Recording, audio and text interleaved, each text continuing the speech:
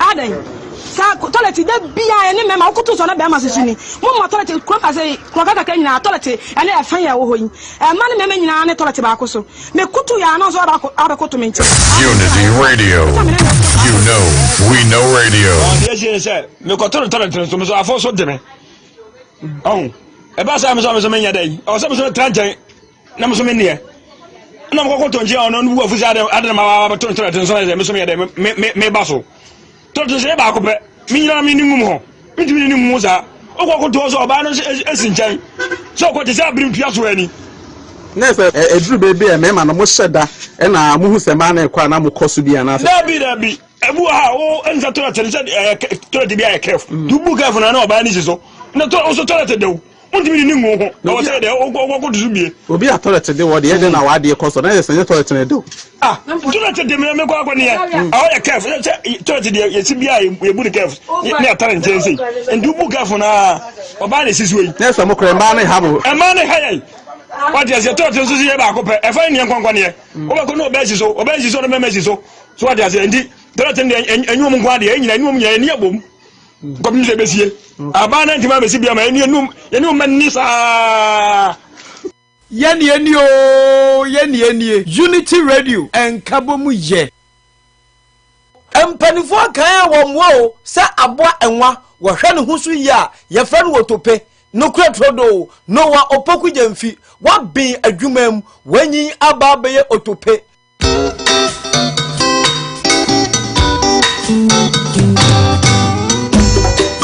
Asampayetia Obayansa fuso obunuye wankana asam Tema futu sam kakre wa supeme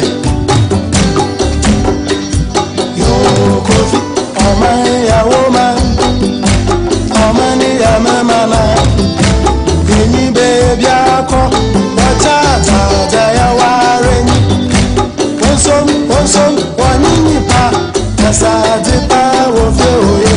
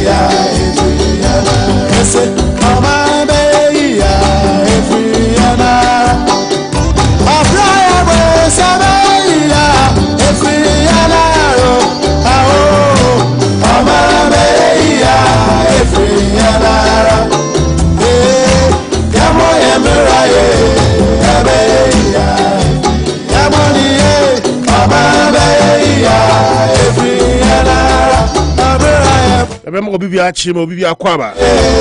Unity Radio 103.9. What up Bosuo ne Debra we.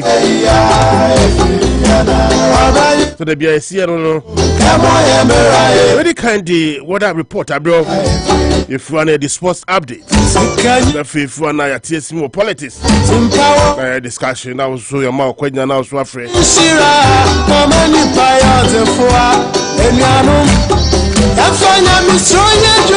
Neka say Jumakobi na yomu say asema de bia ropa bia yede waropa Bosuo de bro na bibia tumi kon kama Jumako no edi this way ni Anochi Chrome restaurant Samas Trading Dan Auto Repairs and Dr. Kwabi Scientific Care omna ya muso ya sin ema de wanopa Bosuo de bro de bia anopada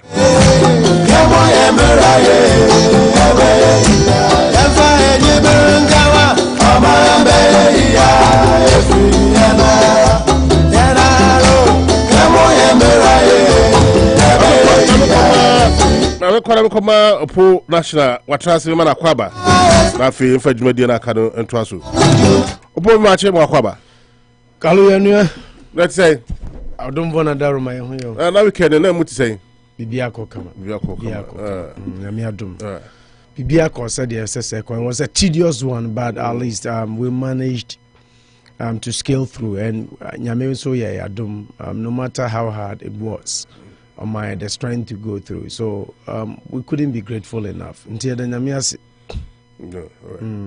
na we stay in perspective and I say your koswa say well we stay in perspective this morning and I say young koso I saw so bad with that report so yeah okay and so we said and then Monday until Monday be programs are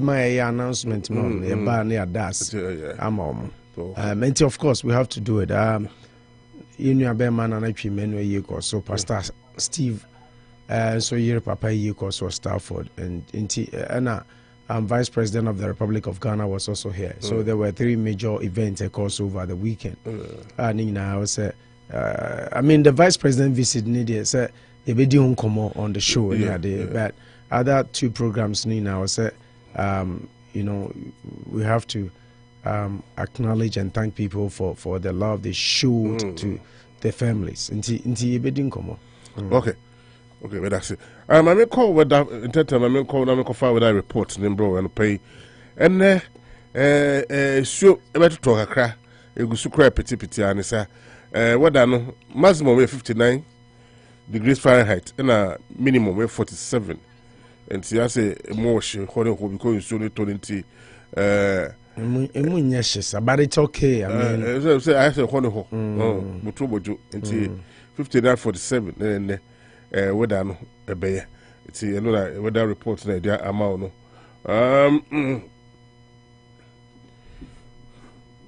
obo ma weather na wi yankwa Western perspective na for yamfa yankwa are Western perspective zire me na me say we say on the other side the first time I met here no na nya obi atimi ye masa ye first out the other side okay we e china wa betra I am better no kra ma fio e china wa betra nya ve na be e na first and out ye masa ne first and out ya sembia na eka but in any case master danzo oh what in Anopa you maintain yeah sure maintain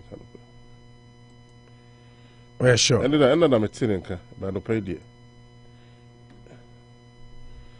and then no frame said when I'm see movie but no there and I call them who no akra now by one call there be yeah by direct yeah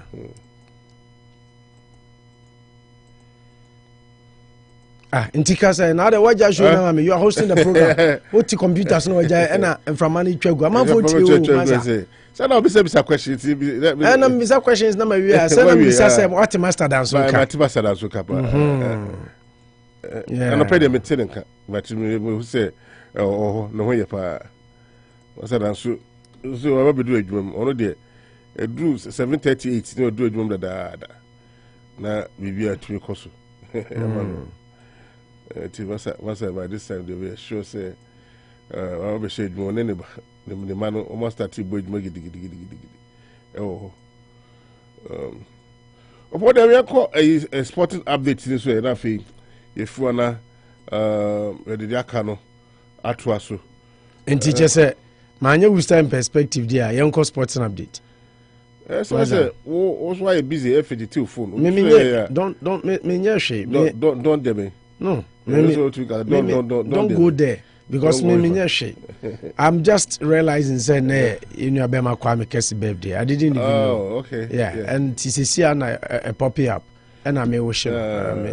Me posting. That's all I'm doing. But me I can multitask. Una yeah dear bakwa. Yeah, I do computer so can me kasa. Now I judge so focus so. Oh, masa. Kasa. Kasa papa.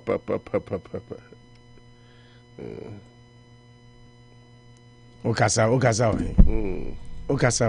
You know me okasa.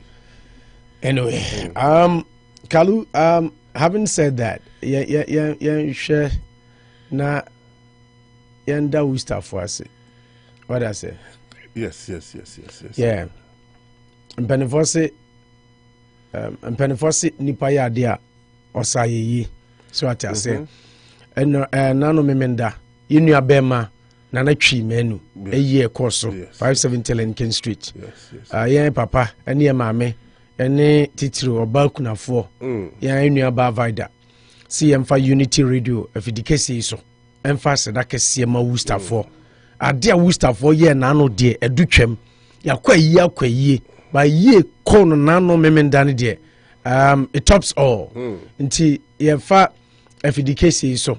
Na ye de aseda eni kabia e de ama Worcester for adofo mu fie chichire ne benche ye ba enyina se ye nua be ma ye firi mu ya agya ne yere ne ma ene abusua na ye tumi yi odo edisi di akire no sei na ye nyina ye hwehwe da bia meka se oyonko da no da wate ase ento wada eye kuro bidin nti ye da Worcester for nyina ase odo am yi na di na no it was just massive nti me papa jadu ene me mame ene obakunafo vida uhuna na oraho because I always picture her into my family. So just imagine one day Jeremiah and Junior, ni David Bessorry, now they can't find their father no more at this tender age and enough for. Now so nyame are taking it through and the community has been very helpful. That is the essence of being in such a community. Nti ya da omu nyina se Worcester for ya dia man abreso. Nti se omu te se Unity Radio so ya da se a na oba vida kunafo ene busua jadu ne yere enyina se yemfa fidie so na yemfa se da kese pa ema Worcester for do a omo beyi na di ene kire na no memenda ene ne kwesi ada so no nyame hira omo nyina. And having said that, and so unze na me catch say kalu aye no na nye ba kope, right? Yeah. Emfa kwenya we so let me also use this opportunity na yemfanda Worcester for us, especially Pastor Steve sorry for any Pastor Monica not sorry for any no and for nom adofo no last Saturday omutumi ebabija Pastor Monica Aite Emma itumi eja ne papa chiri kra I was 91 Stafford Street Kalu na enye fediagro. You know, the love was massive and the place was okay and everything went on as expected. Enti sawoti yenka our Unity Radio 103.9 so na a way of us saying thank you, a big one for that matter. This is coming from Pastor Steve and the wife, Pastor Monica Aite. In fact, the love you people showed last Saturday was just immense and tremendous. They couldn't be grateful enough. So they want us to use this medium to thank everybody for coming out on Saturday, of course, to mourn with them as the Bible demands. What I said. Nti yedamu nyina se. Nti Pastor Steve ene ne yere se yemfa afidie so Unity Radio 103.9 na yenda Worcester for nyina se emfa emma omo. Odo a omo yi na di e de kire omo last Saturday. It was just tremendous. Kalu.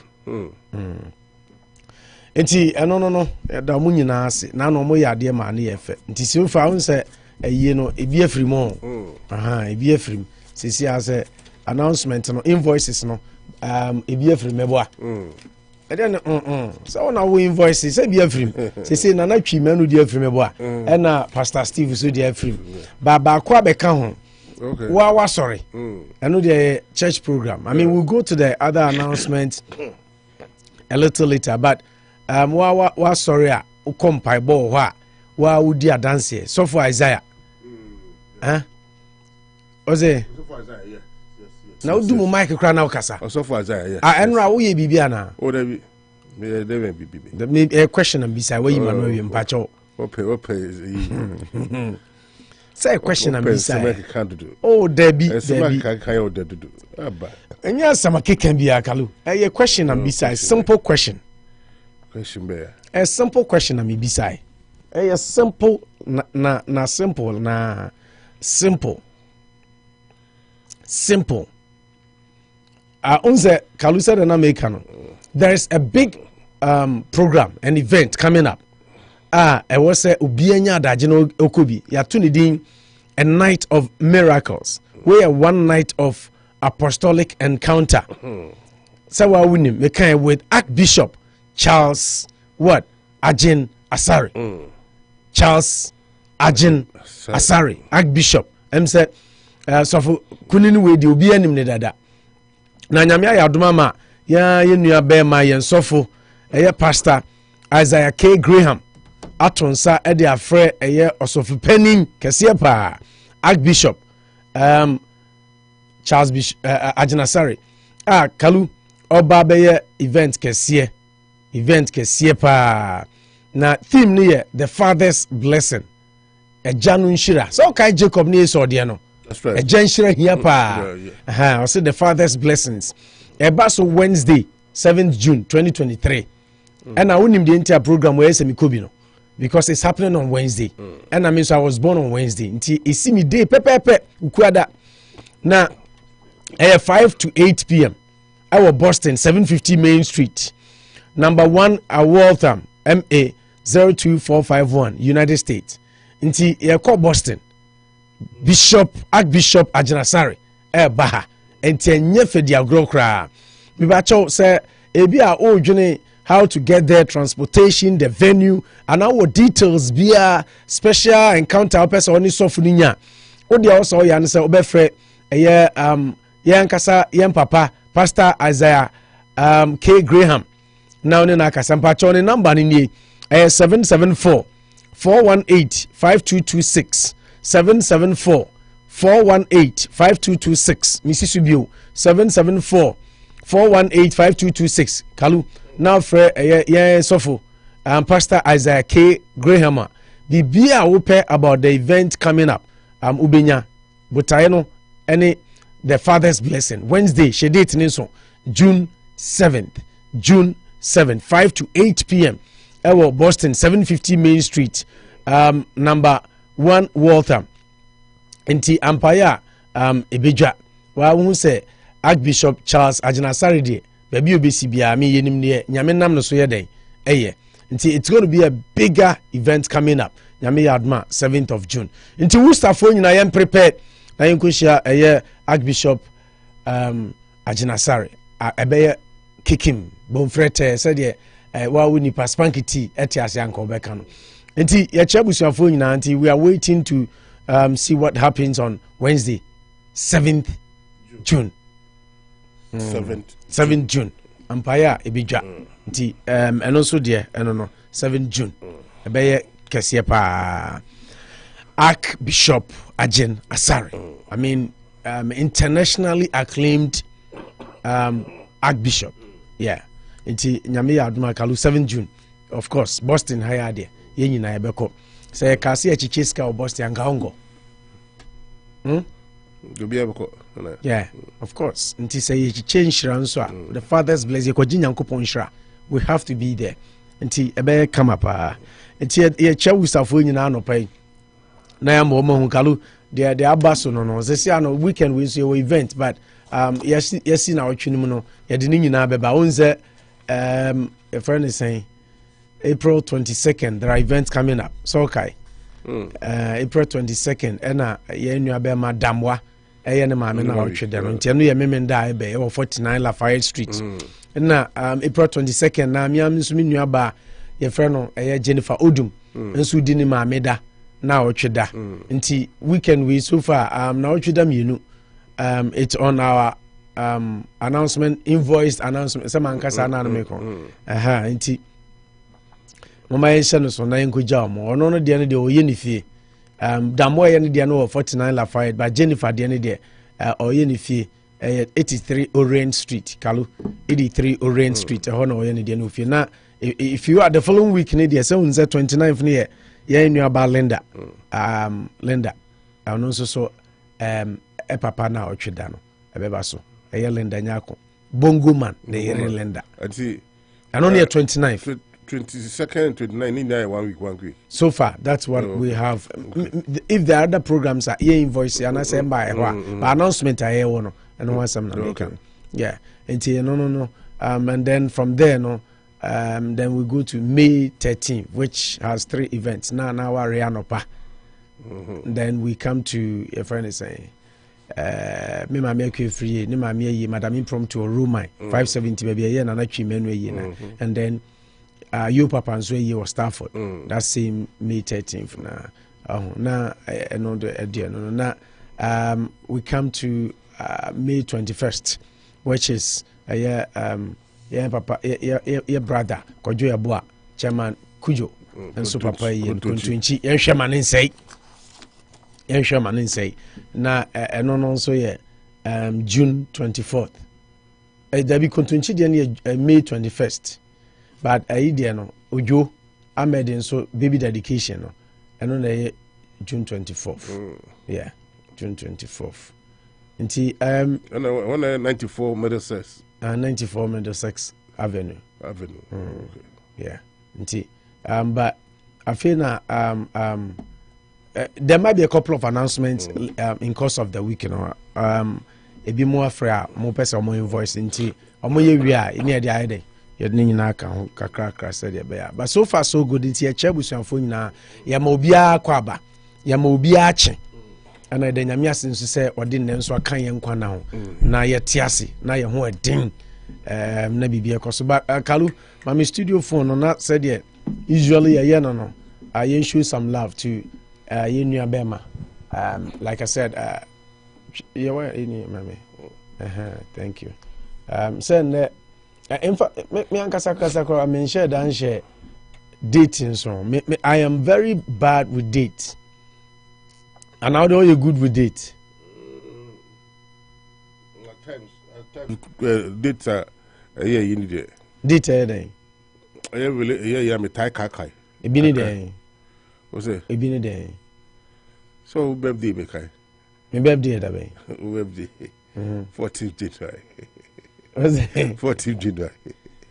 I don't know what me kind birthdays are, but I'm very bad with date too. And Mrs. Sude me kai say 19th December. Yeah. Yeah, you're right. At least with me I can mean.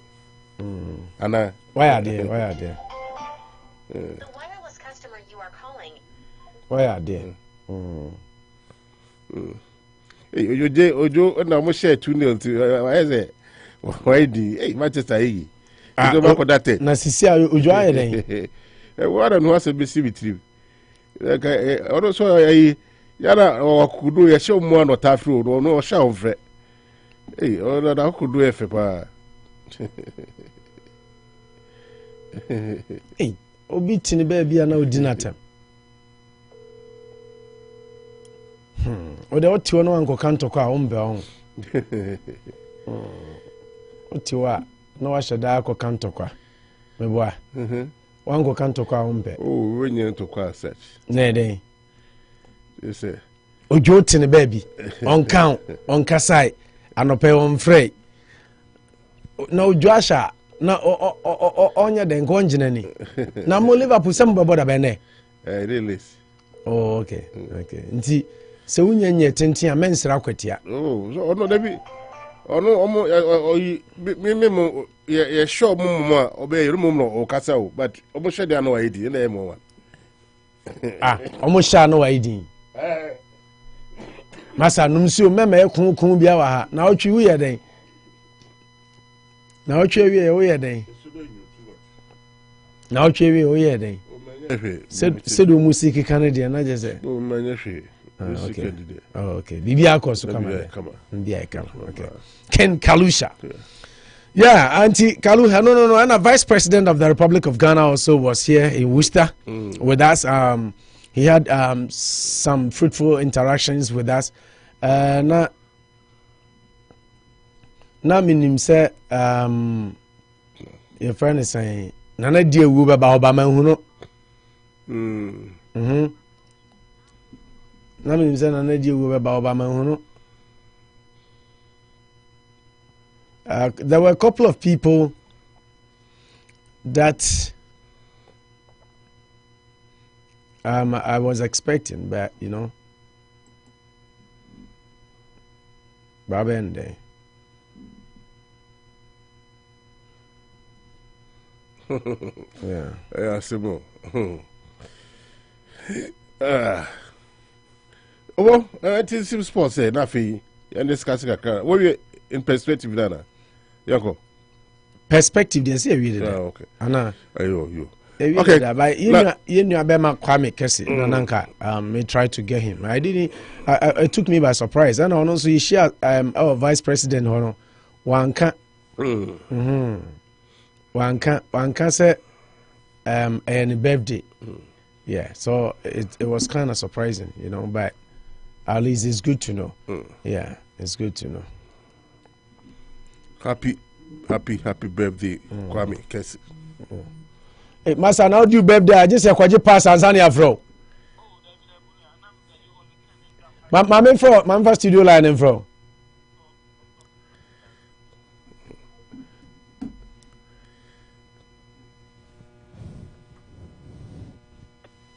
Hello. Ya kwa mo temenka.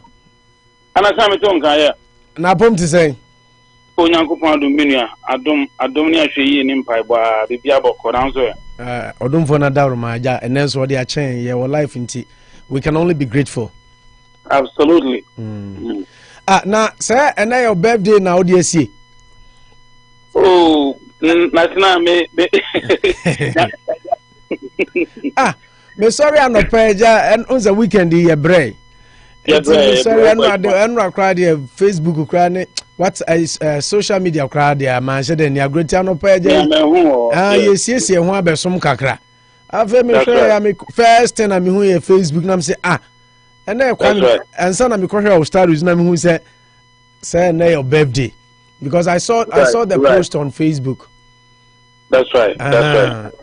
Eti mama any kind ma happy birthday na wanya afi ba kwa ka hwen onyame ema ahoden nyini che nyansa nimdie sika bebre na afi de da wakoma so bia going forward in life nso onye mfama na butai nti odo ba wiase omon living for feeling na so na sure no ani dien monyam. Amen. Amen.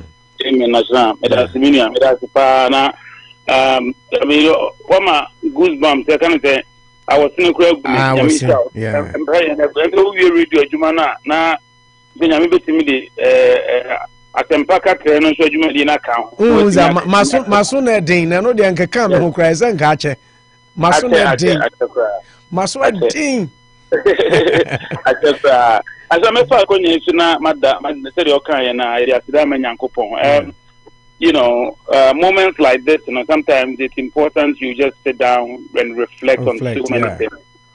Say, unia sabi umubidi unim where we coming from and how we even got here and all that. Nyamia domine na humo bro.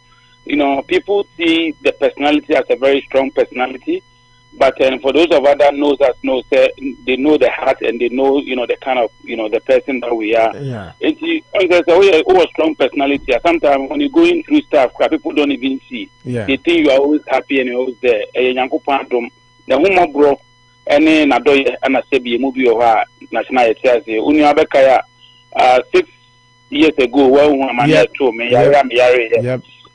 Nyini penyina etimi etuoma bebre atuo moment mi ansa mabio ni nyina no na humobro ene nadom ene ne dosro nko asabe ebi asomeso nti mefa wakonya so I want to thank Trading Ampon so the kan no na ode me baaye no onim de nti ode me baaye na meda na se wahwe me so no ode mfie ba kwa ka me mfie ho I'm really grateful and I'm truly thankful to the Almighty God for adding another year. And then my brother to you too, that was a surprise call, honestly. That was a surprise. I know you have a lot on the plate this morning when it comes to, radio discussions and all that. But for you to give me your time on your radio, your platform, that's a big platform. It's our radio, Kwame. It's our radio. Thank you so much. I'm truly grateful. And then to add for my phone, me charging 100%, I back 34%. Yeah, that shows the love. The phone calls I'm getting, the text messages and all that, it is really overwhelming. And I just want to say thank you to everybody. Obia can be a Ghana. I'm getting calls from Obia come casting the rest my birthday or Ghana. Yeah, but I say I got 20 years in Kakanka Ukuimo. Hey, so aka kane ka ya hey kwame 20 de unya ndu asa wo kontam dodo aka 5 years na aka kra ya ba 15 16 ana me boy kwame wo ba 2008 I think 2008 and 7 8 right 8 because by am say year number over 8 and number 9 yeah I think it's almost 14 15 years now if my math is correct yeah hey ya bonko krawa bruchro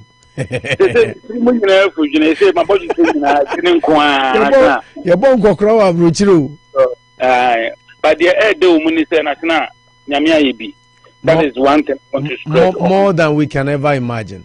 At certain age, we didn't even realize that, we'll be able to point fingers to certain things and call it, say, this is our own. This is what we've been able to do. And you on one at the end more, their bedroom pemping, so, as now, because you, for instance, you truly understand exactly very well. Yeah. Why you be crass? Sometimes you can't understatement.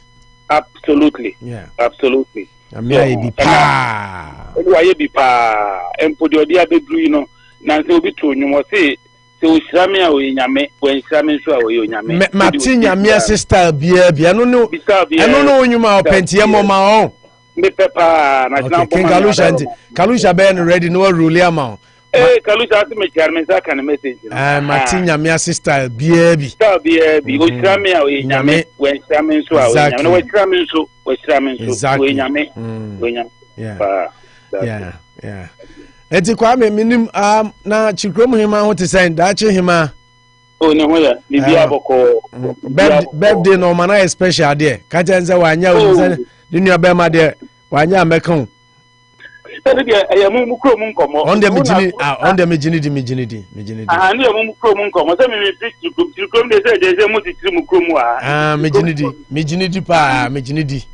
Minim de obetumi aye. Yeah, kwamenti minim sabia wo special thanks to certain people. Been this as soon as some person be body in there, I don't know, but it's all on you. And then your day, say Oh, that very jano body obetumi anya problem. That be enya sam ketwa. The mechanic say me dado fo nyina ase. So some of us belong to a bigger platform, and you are very careful. And as like I said, you have a very big platform on your radio too as well. I said that, Anna, you buy a biasi move a camera. You buy a biasi more to now. As soon as Kwame started talking, and I could start a minimum or true article there. My phone no soon in Ayama. But maintaining kind of thing, he does very well. Say wish Kwame a happy birthday. Why? And tell him tell him to enjoy his day to the max. He should stay blessed and safe. But we will talk about his Manchester United when all is said and done. Osai Bosuo type that guy is, you know him. You know when it's Manchester, but the bottom line is I'm not sure he's looking at the Premier League table how it stands right now. How it looks like that. Okay, what the Fufraba? Or see the way the referees are doing all the way to help them achieve nothing. You see, the referees.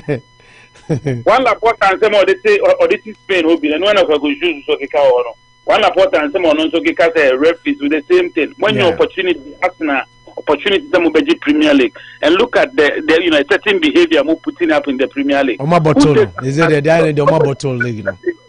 Nobody takes that night. But anyway, he has been a good brother. Oma bottle. They say the honors is on City to. They say City winning the matches in our Waji League. Waji League, City winning the matches in our Waji League. But because I didn't want the Premier League to be dominated by one team, sir. Absolutely. Almost 20 years, Kwame. 20 years now.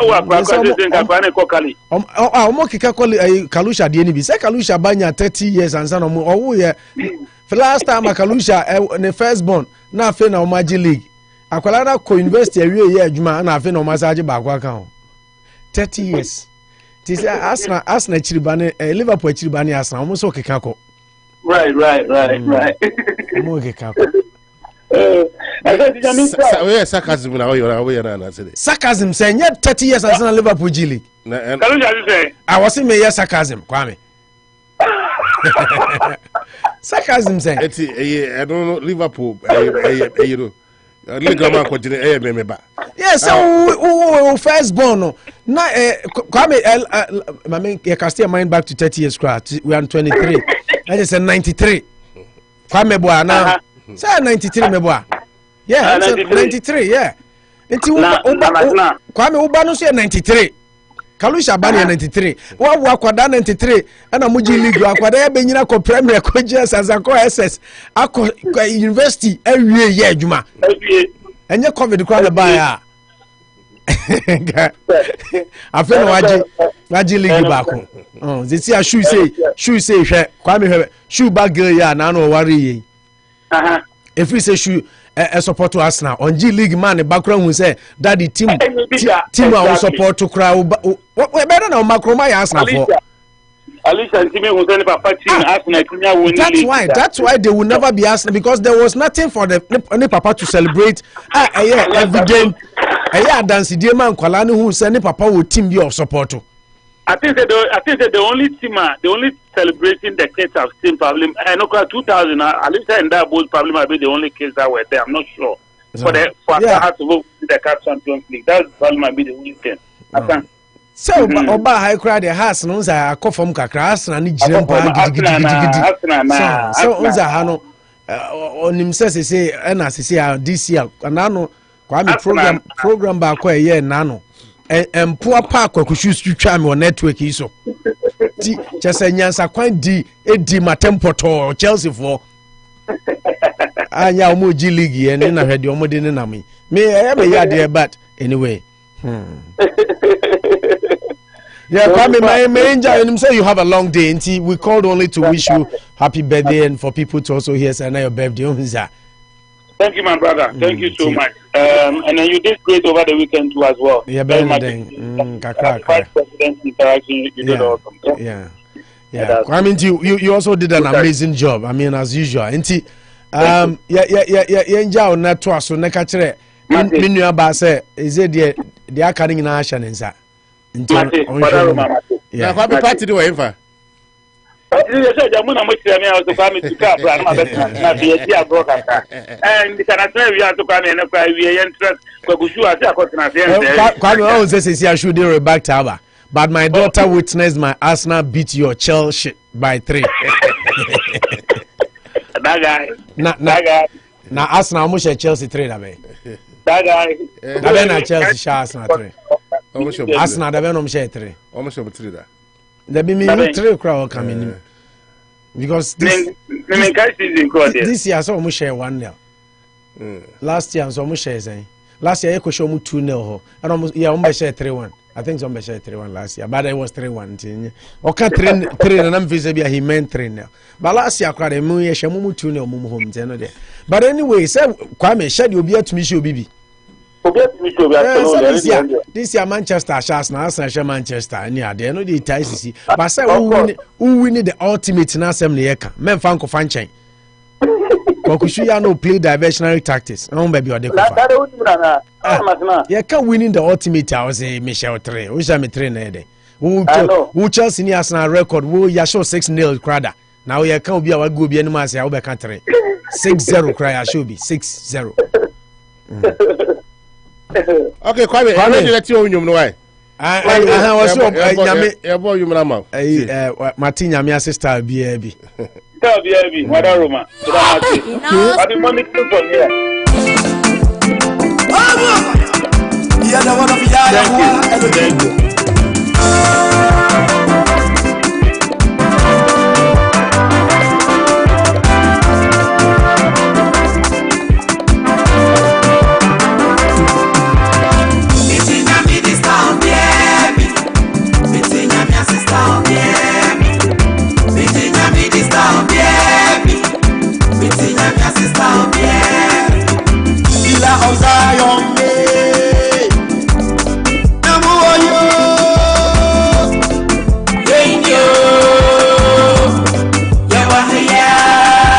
Okay, yeah.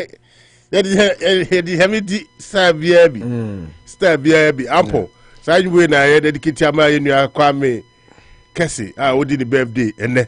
Kwame, happy birthday. Opo. Kalu. Yeah, until now we can continue with the show. Yes, yeah. Beat me at us. But I could shoot to Tomo Bao, sister Lombaji League, you know.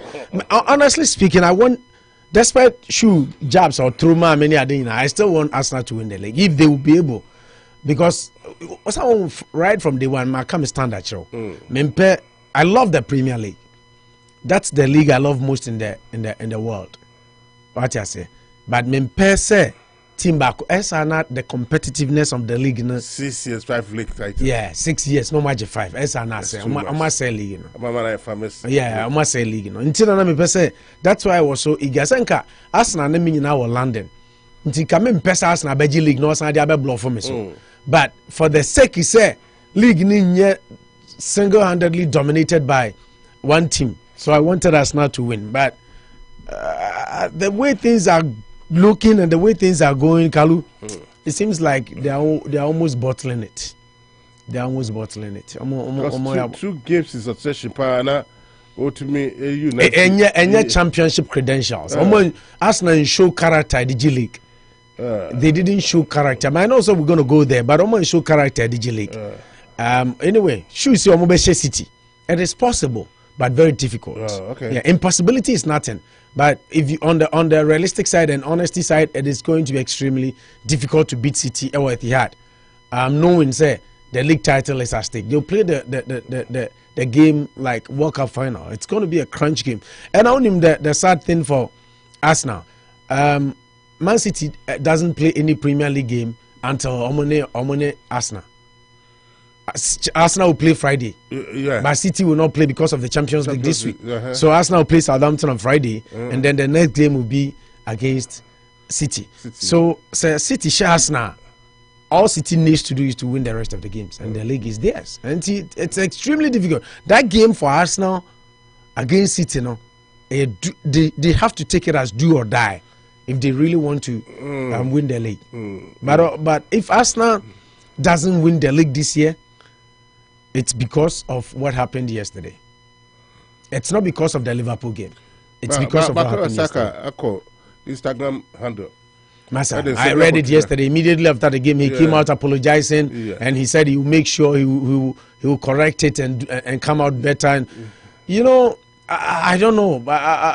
Saka mama new. The connoisseurs are also saying, say, because for Arsenal for wishes around to know almost 7 points. It doesn't change anything. The point gaps is here. Look at Arsenal number of games on Mabo. It doesn't change anything. Arsenal call Arsenal lead table no by 4 points. 4 points no. City were outstanding game.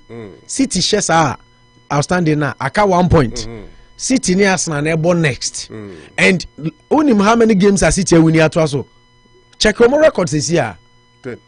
Win. They are in a form of their lives. Trashing all teams, team like Bayern Munich 3-0, even in the Champions League. Inti Adena ye can yenkasa nye possible. But it's a who count the realistic side, the honesty side now. It is extremely difficult. Okay, Arsenal had the league at their disposal. My acknowledge sponsors na fi yanko enim.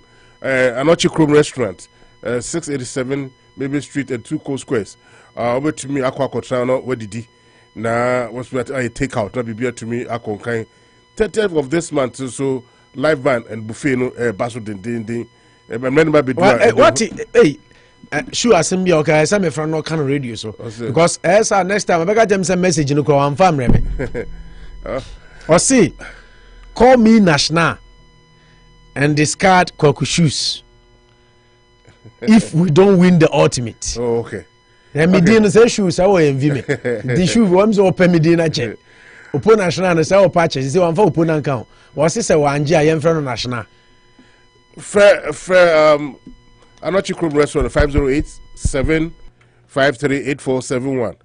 And on the Maple Street now they all 2 Coast Square near 508-762-9991. From one of the Anibia Pesa Udin, Kona Kudibi, Opeson Dawes so Aqua, Ukodaina, over to me a church big a cram on matter, on a beer to me a concaimon.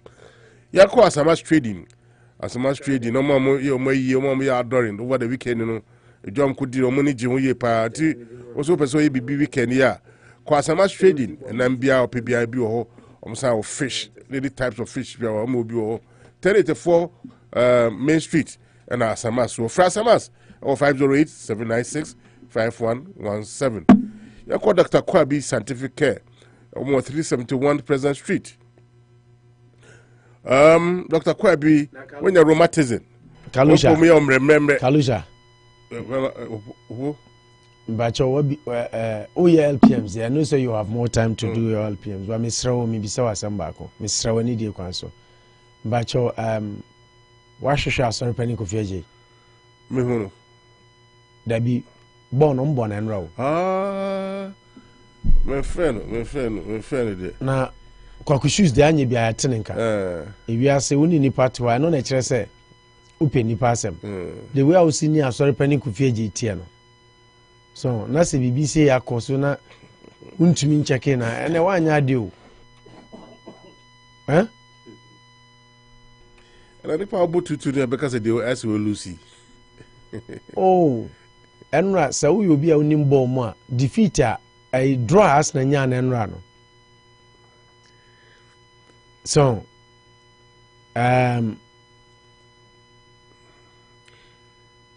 defeat as na nya na enra no. You defeat a draw. Sorry. Draw as na nya na enra no. E chense omalusu. Yeah. So wo obi a unim ball mu na odi ball echi na pesa oji liga kalu. You don't drop points such as this one. So enti say checking nipa ni hu say omo ho ye because no the way I was senior sorry penny kufia GT no. Enti na ma me kwa me bisa say because now no assemble e cro frey na no ka bi ma. Aho. So okay me no ka Liverpool asem ha no. No ka bi ma opo asem pa.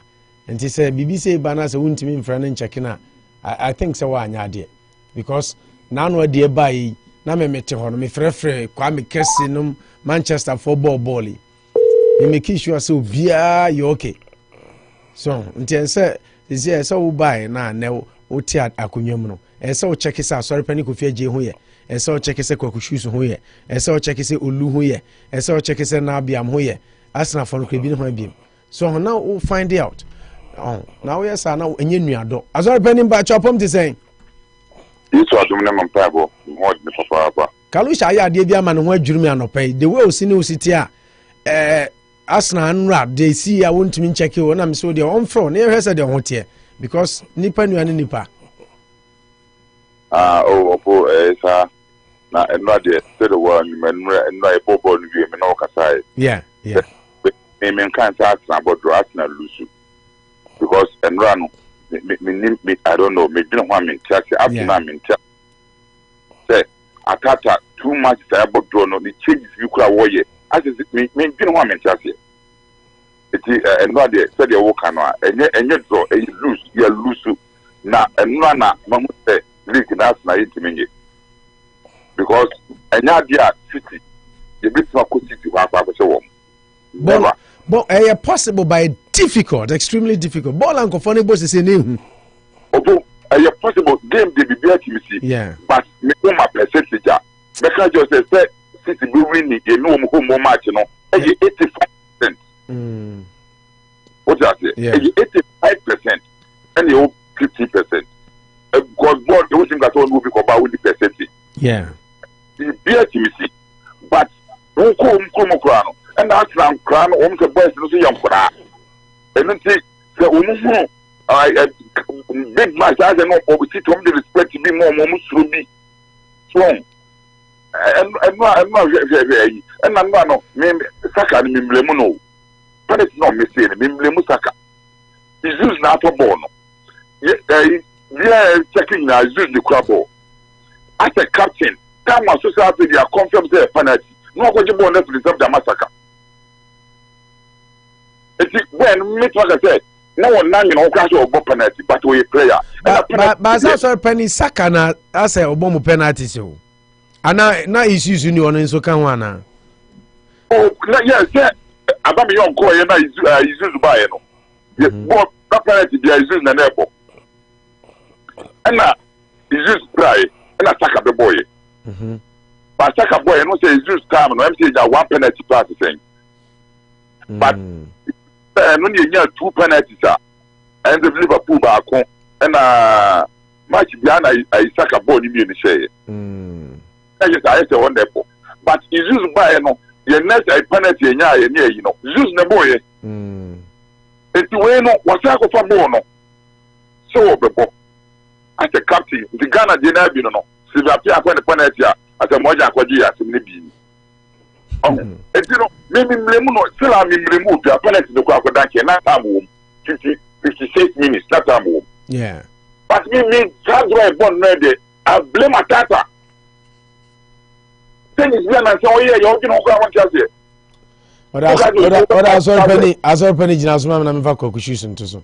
Now I mean, the shoes so because I disagree with you. And the one I'm buying more Arsenal sports. Now me no born ya but shoe crowd didn't chow shoe quad obey on no shoe. I mean, some many shoes out to so. It's about some be baby me and share because said I didn't see corner. Be baby me and shoe there. Only God knows what will happen. You see, our coffee Juma abe to be baby. So, unim be baby. Kalusha unim be baby. Unim be baby. Big shoe. Oti anka.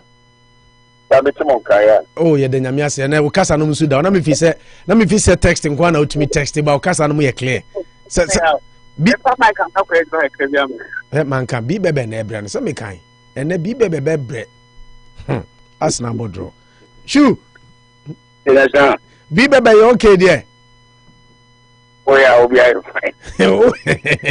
Now see. Uma na juma mroso there.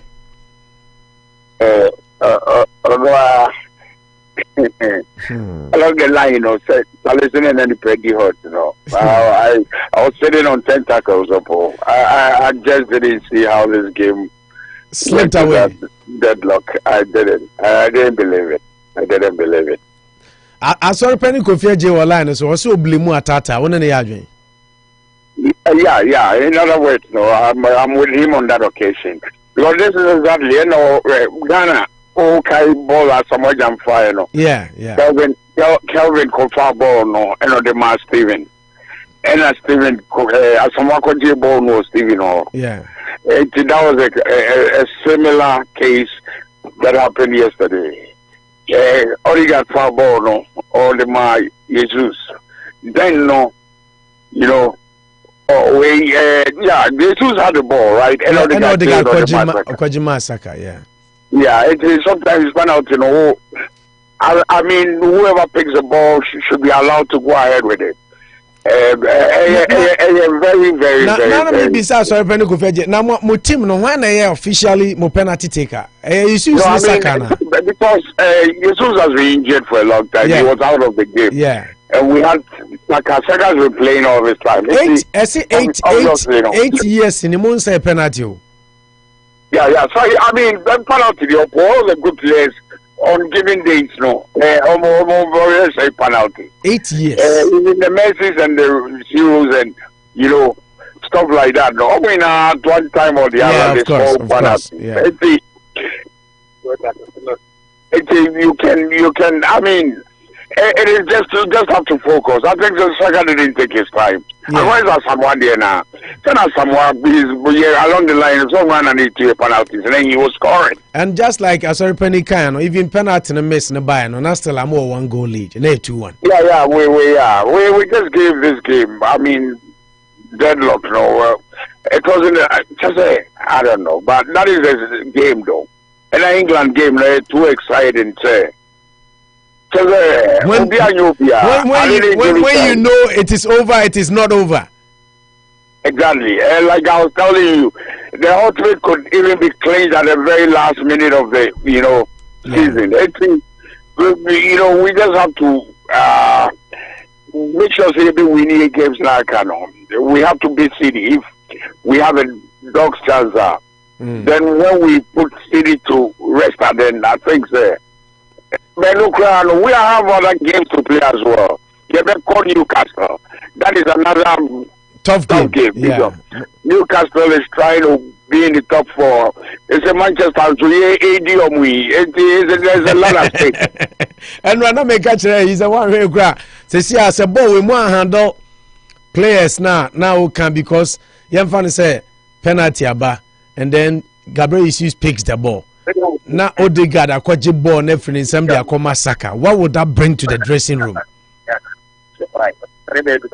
So that alone. As well penny a day now if we say Atata, I was saying Kawaya Wanyani. Obo, the tell Atata me blame on the said. Tata no he is this film no. Then I use this here. Is this to play well? We are away. And that is this will born more or pressing defenders. And with the more Nami said, yes, now so a day a yiba. That's Adiba. But that's about Nami missing said, me to me, no car, I think a Saka, another Martinelli move up with you. Yeah, and Saka and Martinelli in a normal game. Yes, and I become an Anka Memican, Saka is showing to say, Anaka, I know I confused. Say, no, I confused. It's you know, Primo, never trust at the better home. Trust at Timima says, come on. Yeah, he uses football. So he uses only the film. No man, yes, we use the film. Saka film. Now the Yaba where that's a bit more tricky. After the one Saka fan catch Yaba, and you know he uses the film then. Yeah, he did the same mistake. You know Liverpool, no. Yeah. The issues of Premier in Liverpool, no. Then no, after almost started some call it Omenim because there's no pressure being in Immobium. I don't know why, but I don't know. Oh, when I Tata, you need Liverpool. What's any Liverpool now? Something I book for your party can't be to them. Yeah. Some the same thing. You take it too late, and yet Liverpool crowd there. Now you can say answer no. For the past 8 years and 10 years, you crowd draw crowd order. If you draw when they fine now yet, but you mistake the money, but I clean now. Near far as when you draw. But I'm going for you say we are no about 29 matches. Over we need just 2. You're winning 27 matches. I want to park it so. Now, we are changes in Hunu. You're going to work with it. It's me the fact I know move them in the penalty, you know, there. At the World Cup finals, Italy, Roberto, one more penalty. Roberto Baggio. That's one of your best. That's one of your best. Opportunity, sir. Yeah, Roberto Baggio. Yeah, and the penalty there, what you find here, you say, I plan, if you know, say, I vote. Omo abuse no racially. Yes, omo race anisa. Yeah, omo abuse no. Akwa any as the best player this year. Penalty will be at Mr. Penalty. You see, that no man we here, you know, and you find so much. But me will do play more. League we are, yeah, league we are. They probably play money at Tata. Sure. That's right. Do you think Arsenal can still win the league? I believe we could still win. It's not far from winning it. It's not far. Shoes na maybe a line breaky. Yes, sir. For them say, Yanko. Yeah, it seems far, but it's still not far. I really believe, so, you know, when we do the right thing, we're still going to win the league. We need this league so much. Eludie and for all these years, 19 years. And I think so we've done enough this year too. It's a society, we have to be crowned the champions of England. We really have to. But we really worked for it. And you fluke, Kraba. And Dwindle, I mean, as it gets close, I know it. I don't know. But something really got to be done. And I still believe so we can go for it. Two visa move to me, Aquacoche, Manchester City. So yeah, it is possible. It is possible. And then you share City there. So we've beaten them. It is possible. Of course. At this time, they are on top of game. So are we on top of our game. But I think the silly mistakes we had crumble into our team, which it has to be fixed, and that's what it takes. Big Shoe still optimistic that still Arsenal can win the league. As well, Benny, also did some move to manage the league, you know. As well, Benny, go get Asarpani go viaje. Go to Mega. Meto nka mo ojiri se mo betumi age league no. Go say league ni there. Na mo na your percentage you betumi age league no. Na betumi ka say you be 95%. But right now no, go betumi ka say betumi age league no awo me sa hope na me wono a. This any city above you. They say a chance not a 50-50. Yeah. They say a chance not a 50-50. Because of say you see say and now work can oppose and now work can. That's not league match I cup we are. Now a no match in any Liverpool there. Yeah. And not game no. And I say yes man league now and only blame NSA blame you. And Liverpool there. Because Liverpool are still at the end by 3 points. But the man league now I am not here. So for me my chance for ask that bit my league in the party. Over 50-50. 50-50. Okay. Minim samo bibia kan te sa dia na ye de mo besia na ato aso but Kalusha na shu ni Kofi Aje wo nka Asarpani Kalusha esre wa ha o. Say a dominant at my door says it is Kalusha Tremia and this year beginning share no me 4 points to no it's no and ya onya 1 point it's ya dia ha and one coach so one coach as more kind na me refer to yeah no be baba yeah that's so you help him what are there you know be baba yeah that's so you help him Kalusha Tremia nti nsu yeah na no bi na wi anso ya on that is it and na Kalusha Tremia anya hwe kura no say you see bia top 4 there afi ye beka mu I'm here to see. Also, so I got conference that you go to be more. Big shoe. I'm the shoe line na freezy. Okay, Asarpani ya vamos here ya damasi. Nyame ya aduma beza kasa. So, and already Samu. Yeah, that's it. Okay. Bye. Hey, asna for asemo. Kalu. I said I won't go for no man. I said sure I know I joke and I was 3. Asarpani is 50-50. Now it's a chance in 50-50.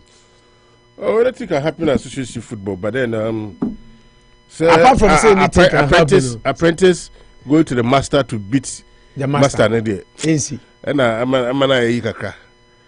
Oh, we are this ring of what's it? Wong. Oh, some me sarcasm. What was sarcasm? Oh, you cried. Oh, chen be out. Now that's man I'm okay. Apprentice go to the master and beat the master. Said the master on the church and no man to baby to only penny back home. That's what I bet you. Anopa sorry. Few more bones on fit. Can back can or ribs and I am ready. That's the bottom line. Yeah. See. But on a more serious note, I may assassin for your bottle league because I wanted them to really win the league. City for your dominating EPL on too much. I saw no league in Ukraine. Bad. But then one-sided. It's Liverpool for an in so much me a chase City Kakra. So Mokrado Masancho be last year on Samoni City, last day of the season they decided. 1 point. Yeah. Now feed all of a sudden Liverpool Tiashukra Yirama. You be a Liverpool cran. Ama Asan soon koi bibia, Sisia de Druid, Assassin for a game. A hard game, but hey, Bende. Kalu, mam, you know, I mean, Sports back, so baby, a couple 12. Chelsea, the most, if we send me support to Chelsea, eh? I'm a Chelsea fan. Kalu, I mean, who said Chelsea are all time low, say bida. It's Mibo League. Na that 10 any day. You remember Jose Mourinho second coming after OG League, you remember Antonio Conte OG League New Year, he did 10. But Kaluya more bought and tant the whole season. Now Kalusha Graham Potter say no ya dio. Frank Lampard after the say wa boom. Only message mami about the Bremen. Mami about and na mami about there. Just on Manchester as my make enti. What it no na bibia. Mami about testing me message say enti after the AC no me dance so any dance so say be you remember the free. Kalumira who some Chelsea. Ambo. Mira who pass some Chelsea. I'm very, very sad. I'm very, very, very sad. Also, will you still score Madrid on Tuesday? And I'm saying yes, but qualification will be difficult. I still maintain my point because boys know will fight for themselves and play for the badge.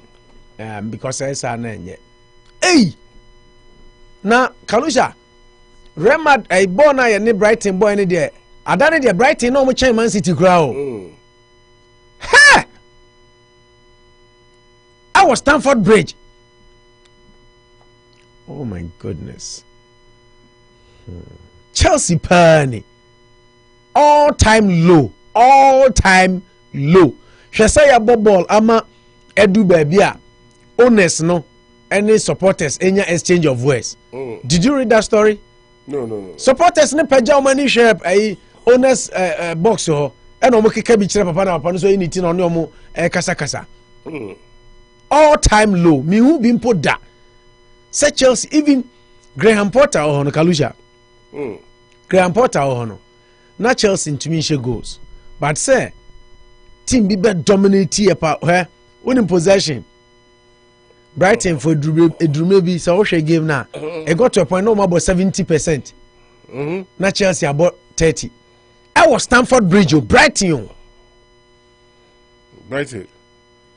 And a Brighton only team. Kalu. Me ra Brighton. Hwɛ yɛ ball no wie no. Yɛ pon yɛ no possession. Brighton ball 58%. Ɛwɔ Chelsea home. Chelsea ball 42. Kalusha uti. Total shots. Unim shot omo boy. Brighton. Brighton ball shot against Chelsea. Marco 26. 26 shots against Chelsea or Stamford Bridge. Chelsea ball just 8. Omunya corner Marco 8. Chelsea nya corner 2. Kalu. Oh God. We been a dynamic actually. Big chances created. Uti. 5. Boy, say go. Pa answer. Omo de na 5. Chelsea is 0 because Chelsea won na share no. So who share ball no. Yeah. So we go no. Yeah. Until can big chances created in the game and count. Na any chance. Obo ni bia ni deflecting. But the can baller in ball also statistics normally about big chances created here. Baller easy to even score than to miss. Brighton they outplayed, they outdominated, they out just say, oh my goodness, me who be that? Call me who be that? It was an eyesore, and I was very, very, very appalled, very, very appalled. Yamompaye na baby a Chelsea kone de Kalu annoyed. Kalu just say bobo na a defensive interceptions Sure, Chelsea defensive interceptions. Yeah, 12. Crofoni 2. Defensive interceptions say baller na who a ba be shower defender to me either so clear now block ya now be what you say. Yeah, clear. Marco 12 with 18-year box. Momo 2. Yeah, Brighton. Brighton winning match or Stamford Bridge.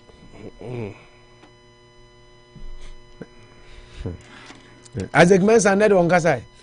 Send the message, you know. I better send the message. They say they no account. Send a message. And did you read the story where Luis Enrique said Nebuofu because Chelsea for any share and I see no pay immediate. Now man for Ghana so I see just at the end of the I see he wanted an immediate appointment. Gold.com that they buy and all the other tabloids no crap. I don't understand what is wrong with this ownership. I don't really understand, Kalusha. What to play 600 million or for coaches are more SL investment. Oh God. Remember, okay, Chelsea team. Kalu Basa. Mike no. Chelsea team Basa. You said you want to score Madrid, and Arsenal want to fall my hand. Oh. I say, King, Kalusha, tell Shu that if they don't win the league, they should run. And I say it was 1992. 1992 that Liverpool. Sounds a year 92, 93. It was it John Bynes' time. Yes, that was true. Acho. Yeah. National firstborn of University. Happy birthday to KK. Jamin Shrao Bebre. That my miaba. And Eric was say the Lakes is definitely heading to the blue side of Manchester. And my miaba was say unfortunately your next 7 fixtures are bad. Brighton and Newcastle are all in the mix. Yeah, they are playing Brighton, they are playing Newcastle. Chelsea crowd CCC and fine count. But they are playing Chelsea too. At this critical time, you are way to go late.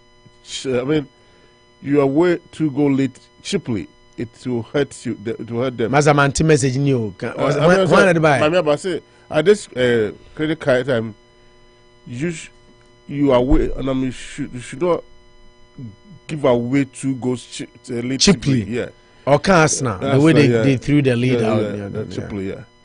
No, come on, Sim now. Stevie also pull. There's panic in London, Where?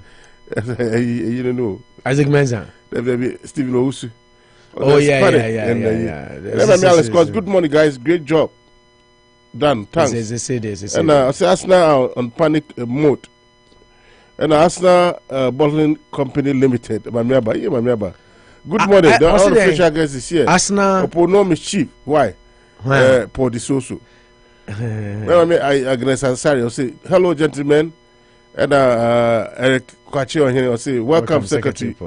Or say, Arsenal then bottling then. Company. Arsenal bottling company. Hey, ABC. Mami Papa. ABC, you say Accra Brewery. And when I Achimota. Achimota. But some more Accra and Accra Brewery Limited. And more Achimota. Achimota Brewery Company. Until no ABC. Until Arsenal Bottling Company ABC. Hey. And for this so Kalusha oppose shoes he went to MC the Vice President. I want you to buy one for me. I see Kalusha opposed shoes he wore to MC the Vice President meeting with MPP is nice. And yet with MPP, with the Ghanaian community in Worcester. It's nice, pa. I want him to buy me one. What do you Paul D'Souza? You do a chair. Oh, Stephen Owusu say Arsenal are on panic mode. Kalu. Eric say sports now as a own sports because Liverpool say umbelu support ontiana. Wasi munya mo de no umbelu support ontiana usura na mimi sa. Say do I show from usura ya na. Ah na mo da form. Oh, na say feel sees me the medical card. I say sees me koi. It's maybe I'm not expecting anything different. Well, Liverpool is a EPR and win. We catch us a top for Yambo. And I was you for top. Oh, and I said, baby, I'm going to do it. Not top for a second. But who him say mathematically, must tell I'm waiting about top for. Oh, and your team. Some Michelle is now. Michelle is now. Mathematical, you be to top for. I don't know only GDA. Shoe crash over question Man City when you home agile. Now also crowd Liverpool ni City bo. Only Chelsea bo. Only Arsenal bo. Meboa. Mama bom top matches in every Money United home and away my boy. Yeah. And some crowd mobile to me you have free run at the top 4. Yeah. My last 8 or so games I come mobile top 4. Because Tottenham and then Newcastle 40 year there. And as a share Chelsea into cohabitation. Oh, if we are saying, dear, you can't say Nipa and Penny was a penny Nipa no bar, boy, and as a men's out to Tumubabo. What in the baby is no mind, so I say, at least on the Dini team. No, Chelsea supporters in the Raho because so share your official page now. So, a hard dream. So, a hard dream.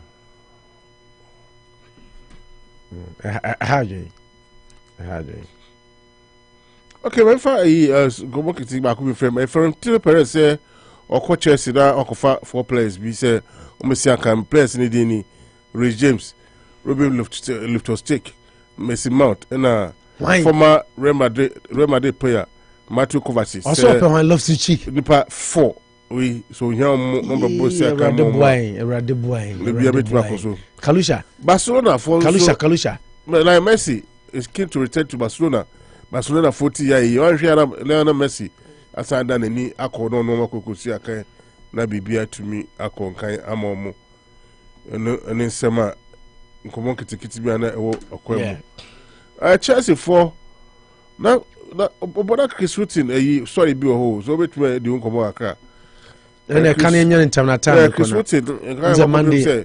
The fan no man the team say they are 70, 20 and 23 no. Always say Ghana being a quality player. Now I'm transition to the senior national team. And that's all. Also, now players are on more than junior team no, because he has eyes for scouting. The way to make a selected players are 17, 20 and 23. So the new ones who are about to be players and one person graduated to the national team now. About to Abua. Mr. Hart, very Asante Chuma, small kind, say. Nye Black Star demanding junior clubs so I know move to Ado the Monfano because they are trying to make the job difficult for him. But in any case, it's okay. Once he has accepted, the man loves Ghana, so he will do it. So it's fine. Yeah. It's fine. And I know because Thomas Partey had his worst game in a national shirt. Yeah, he was rated 4/10. Yeah, and Rabon Kona Sadi Chemo Mukoche. Yeah. It was terrible.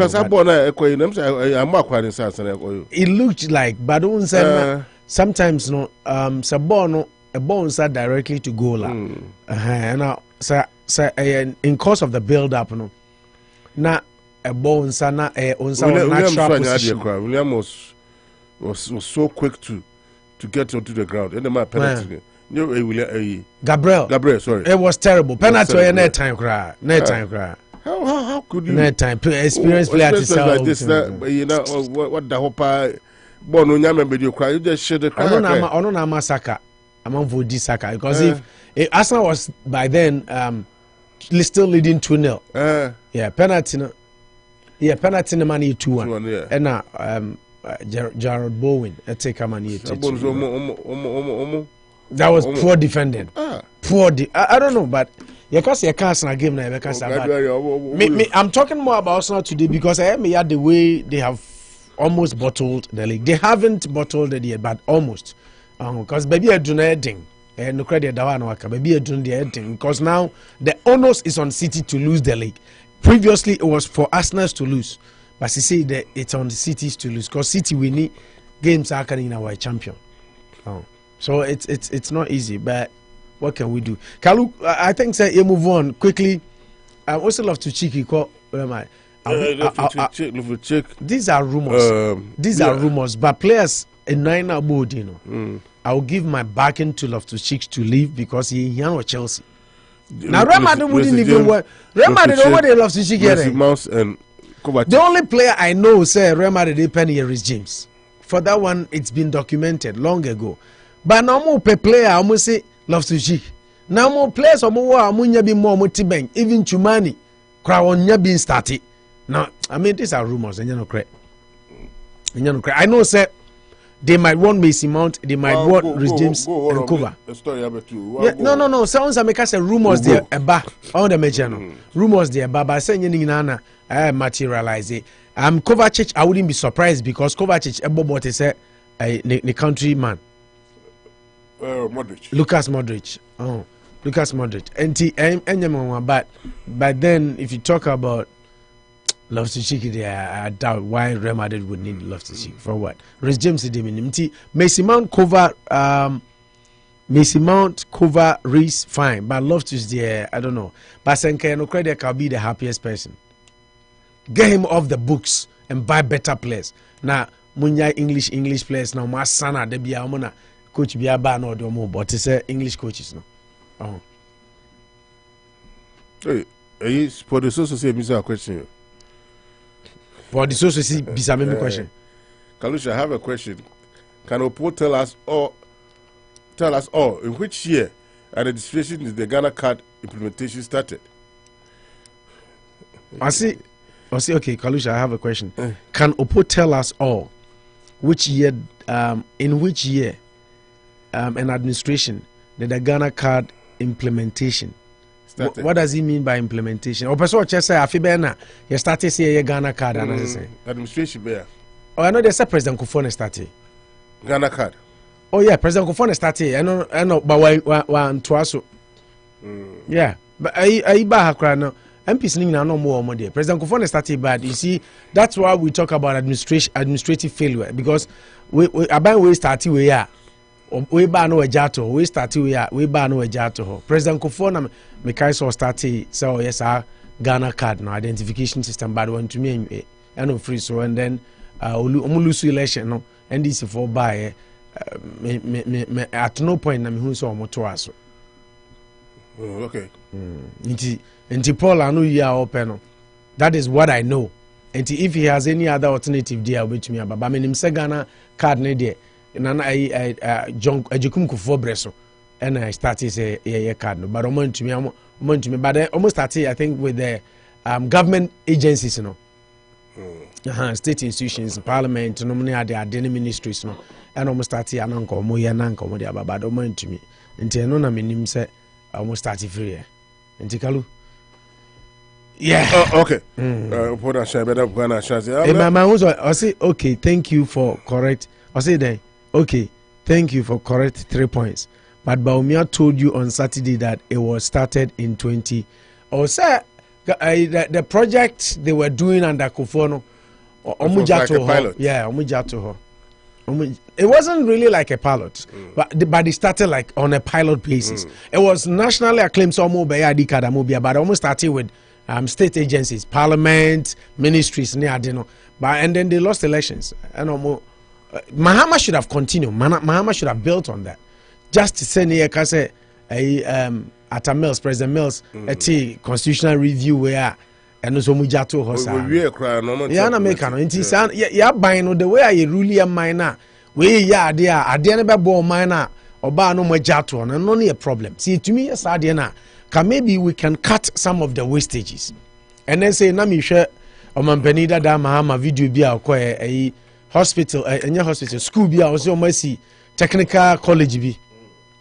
One South story no technical college bi almost I say it's been completed, but yeah the one they say also galamsey for the warehouse. Now because why? Enye nanado aban ni see enti sometimes okay say nanado better so omuko was it Kolibu na ibia no I'm say Legon student bi ko kan ekaka say omumbie we no ma omumremo a na yere na commission sa program na security for chain na yere ne ka so munja so okay so enti sa dia but this also do ma bi ba kan ho na hwe I see at the NDC did we build the infrastructure to its current model. Infrastructure then okay. Ghana card nana. Also on record, the NDC also worked on it and got it to the point where the MPP took over in 2017. I have no record to that, honestly speaking. Me nimse Kufuor de na me nimse Kufuor started Ghana. Can Kufuor de he's accredited to be nimse Kufuor started Ghana card. But Mahama Mills administration no nim so moye bibi fa ho, honestly speaking. Ebi na might be wrong, but minim I don't have any record to that effect say omoye bibi fa ho.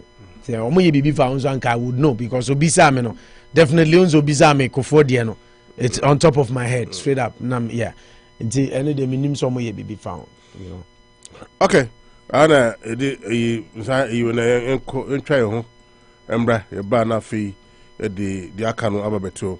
But I'm saying Popo, Dr. Kwabi, and you know, yeah, young fast, Dama, Gold Coast Catering Services, Ken Kalusha. I'm 8 Blackstone River Road, say, Upe Bebia, Mubinya Duania, Daddy, Uya outdooring, Uya engagement, Uya wedding. Now, Peso program, Nasi Eje, no be at me, dear Duanani Filia, Bry Ho, 8 Blackstone River Road, 9 CCO, Sanso, and Upe dine in, Upe take out.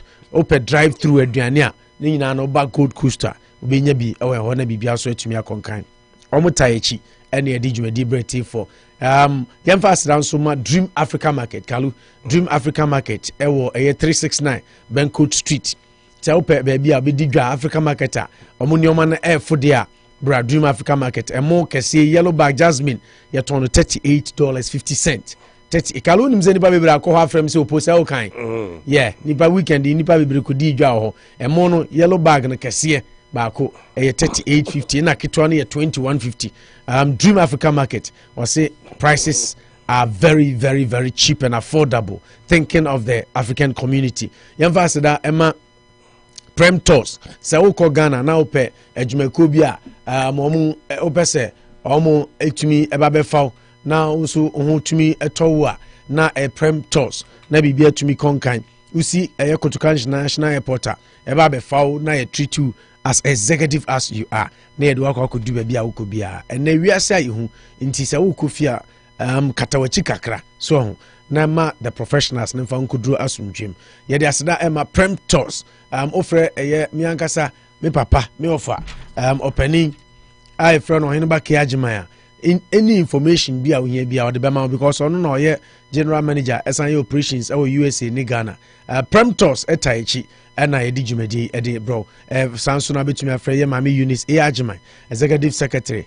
7743124614 now no akasa na bibianso etumi akọ enkan Prem Tours yedo be kwa kudru fie asumdwem jojo yemfa sra PSA Kalu Emma Faith Marketplace and so Faith Marketplace ewo 196 Lincoln Street 196 Lincoln Street sa ope baby adidwa kontonchi di share chairman kujo ko Ghana kofa enioma bia Kalu na chairman kujo oprekese bi master sa wode to nkwan ma beka se mukromo forest na ho na prekese mu reference no nikro na dia na say we okay sa prekese na wo mu forest mu na forest we na mu kro mu forest no munni kwaye kakre bi adawa prekese munni bi woro kosu me bi so asma kosu ye din komo are betena me lecture ye be interact munni bi ho Dabi Kalu ye ni bi ho ana se prekese na yi hasibiana prekese tumi yisu ana o se prekese so kromienu pe na wiase na mo prekese wonum sa beka Ghana na Israel mako other countries research be na mo ye sa sam na mo keka kan mo nya research asempa na ya kan ntin kromienu na nyame ni di akire Ghana na Israel ne mo nya mo ntutu ye na o ma nyame ni di akire de ni se hia isa Inti Faith Marketplace Chama Kujo ne oba wonfefo Juliet se bra na bedu dwa nyina ho ye 196 Lincoln Street ye niama no ye kama kanu zameka jonse oba Juliana kwe free ne mo ho na mkotoko manganjo niama no de from bra Faith Marketplace 196 Lincoln Street Chama Kujo I salute you yiri se oni abusuafo nyina ho ye Anopa Kalu nyuma ko 9 we adaruma na ye de eye political segment no so bretifo. Okay. My nine who nine got told no maka creba. Yes, I got on your maybe. Say, I told you, my mamma, oh my yaka. Maybe, maybe, some plus. Maybe it's here. Amma, Sabuche for wo wedding live and colored. Ye Musa Kotoka Airport. Me how pass the sea and Anajuna Yebelandeno. Any ye hunyoma bebe. Ebusia Fonso ne di kanko kumasi. One never fine. Any ebeda. Amma, relax. Prince Tour. Boga bia downfall. Busi free plane moi na bas papa train de wako kumasi. Sinyane takrade. Ho ni Ghana fanain bia opese woko. Omude ubesi opnano pe. Ebuani so da for mama. Unkwa betimi achata ba sama ho. Is that so? That's simple. Free. And now WhatsApp +233 27443 7958 and now +233 20125 6289. Buki Prem Store CCA. Every Kotoka Edikosi Wopnano. Prem Store de Wobeko. Prem Store, safe, convenient, and affordable. When you thinking of a party and wedding or locations, just enter the one and best in town.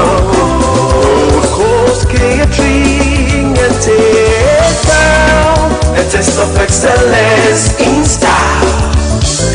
We've got African, Oriental, and continental cuisines. So make a date with us and rush. Call to place your order now and let's serve you real style. Gold Coast, a taste of excellence. So call us anytime. We will deliver. So make a date with us and rush. No budget is too small, Gold Coast is all you need. Gold Coast, a taste of excellence.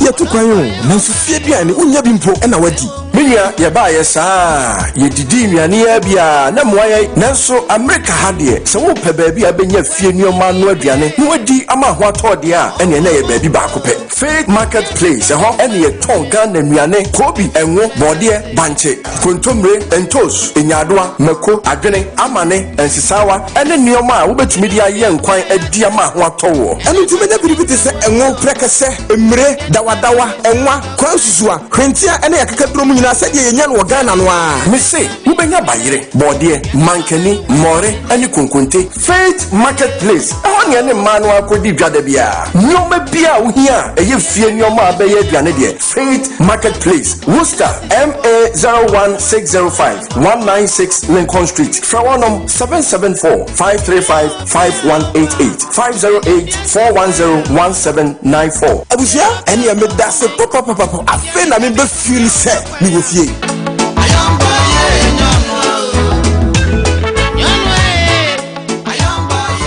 woni venue mi hu waje ai pedodam masasesi ade me ye champion ba ko pe se wo hu ba basia car me driving anu Jack check my engine sound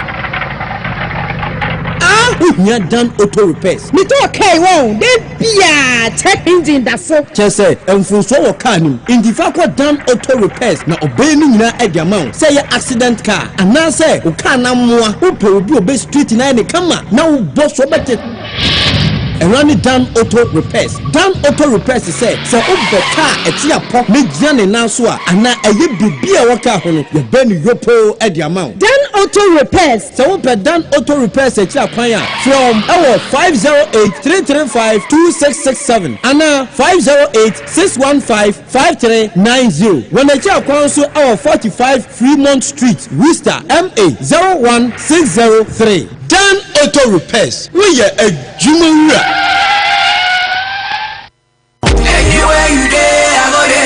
Asamas Trading. If you buy da, Asamas Trading. Adriane buy da, Asamas Trading. So what you Worcester bonte so hana utoniema. Na free Asamas Trading a. Any one from Queen. So what peniema pa. Eye Ghana ni ebimemu eniema ye di Adriane. Eme Adriane ye deme fie ya kono. Na nya Asamas Trading a utu efri me say. What from Queen. Ahana enuane ahodoɔ ne enam. Free Ghana ni ebibremu aman ahodoɔ. Ebedu Worcester hano. Ye ne kama ne ton fofo.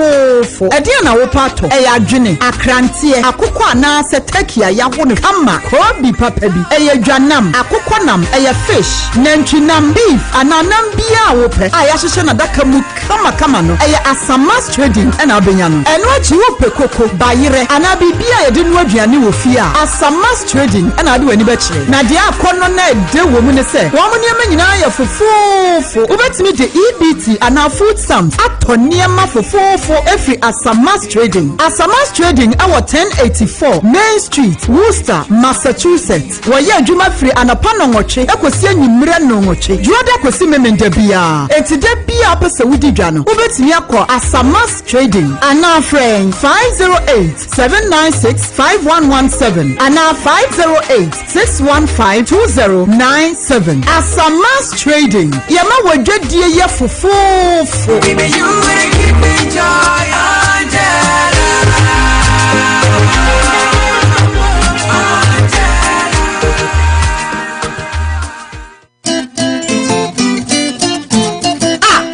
And when you saw him to some of them Frigana Ban, when you saw him, and to Mundi restaurant to Papa Bia, Menyadia and the pet dear. When you some dear, Semenya Fufu and Nasa Benku and Lida Crocranoa, ati said ye mebuada. Na no na won kama me mfa nko Anochi Chrome African American Restaurant. Anochi Chrome African American Restaurant. Exactly. Me de me pedi and boni bi e be sa amenu mu. Eno ti na me de wo kwa Anochi Chrome African American Restaurant. Na wa mu aduane pa bi te say fufuo, banku, TZ, chiozafi papa bi, wache, red, any suya, a confirm. A banga star, dokunu ne nchinamo a ne hyeto papa bi so ka ho. Afa Ghana nsa papa bi te say ensa fufuo, ejapia betes, golda, star, and afa club bi eyibi. Wo benya bi atwitwa de abo aduane so. Hey, sa ni nyina bi ho na wo ba ya che. Anochi Chrome African American Restaurant ba ye 14 years ni na wagye abasobode be se edu. Me kire best African American Restaurant e wo New England. Ene de be ti bi kuro mu Ghana aduane Anochi Chrome African American Restaurant Ewo number 687 Millbury Street, Worcester, Massachusetts. Freni for aduane mra baby a wo Ewo 508-753-8471. Fax nso eye 508-459-7880. Anochi Chrome African American Restaurant.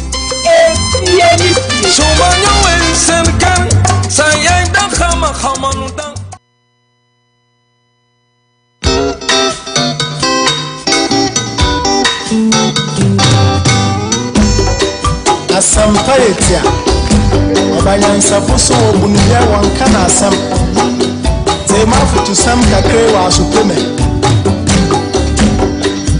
yo kofi amaya woma the same obibia chim obibia kwaba ayenye ti radio 103.9 asan ababio the samba second segment ni dia at a political news na dey ba obibia to me akonkan. Once again, you are most welcome to Unity Radio 103.9. I'm saying, Kodam Koma, Aqua Baby. What was that, Aqua Baby? Ken Kalusha, Bacho me Joso, Mini Abema. And I'm for sending me messages, pal. Lady B or New York, your friend of Felicity. What do you make? No, I was me can't just watch you. Yo, me didn't so. I was there, then I Upoya or Kalusha, sir. Felicity are texting me. I was there, then I'm house, sir. And I'm saying, Kalusha, there's a no, there's some Hano because my hawa and man be how, there's some I'm how, and I was a man mum how. Remember, they didn't know how you call that, remember. Hey, Nanya, when I know, I say, I can't say how I know, just say, there's a Bema how bound, Bema how, Bema, not Bema, so how about 94 Middlesex. No wonder you like that name. But Kalu and San Albert was on some of the crossroad is. And the crossroad is what? Is what? Huh? 127 Breast Arena. 127 Breast. No. Your program is 94 Middlesex. A road and avenue. And I'm seeing the crossroad near. Yeah, we can link crossroad near. Link road or crossroad. Link road. I did go. Memo Bianco here. I can't be an away friend breast. They say yeah boy to me. 127. Eric Quacho hene. So who ni paro.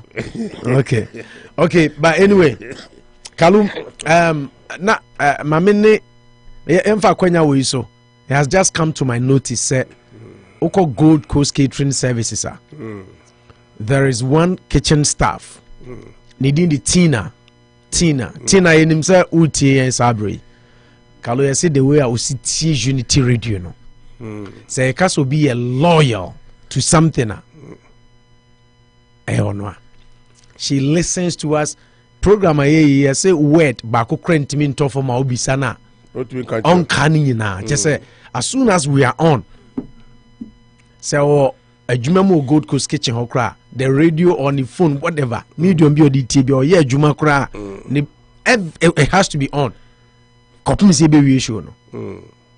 Nti my young chiano Tina kitchen staff our Gold Coast Catering Services, and the management has also made me aware say she's one of their finest staff. Juma Obono too much. Nti yeah CEO any CEO wa chairman ago any Mrs. Ago, Salom. almost say and country Tina said they really appreciate her. A Juma or Yamamono, a too much. Like, Kalu, how do you feel? Say, oh yeah, Juma now boss to say, oh, I appreciate you. It's so encouraging. Say whatever you are doing will be company in the front. Say. Wow.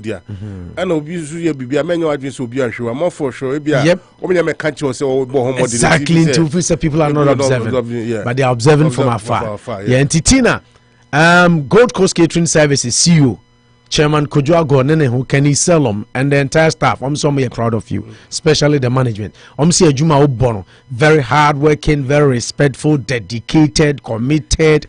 Just Tina, they are very proud of you, and of course. Yes, ono ho kani mutie Unity Radio pa Mr. Minta.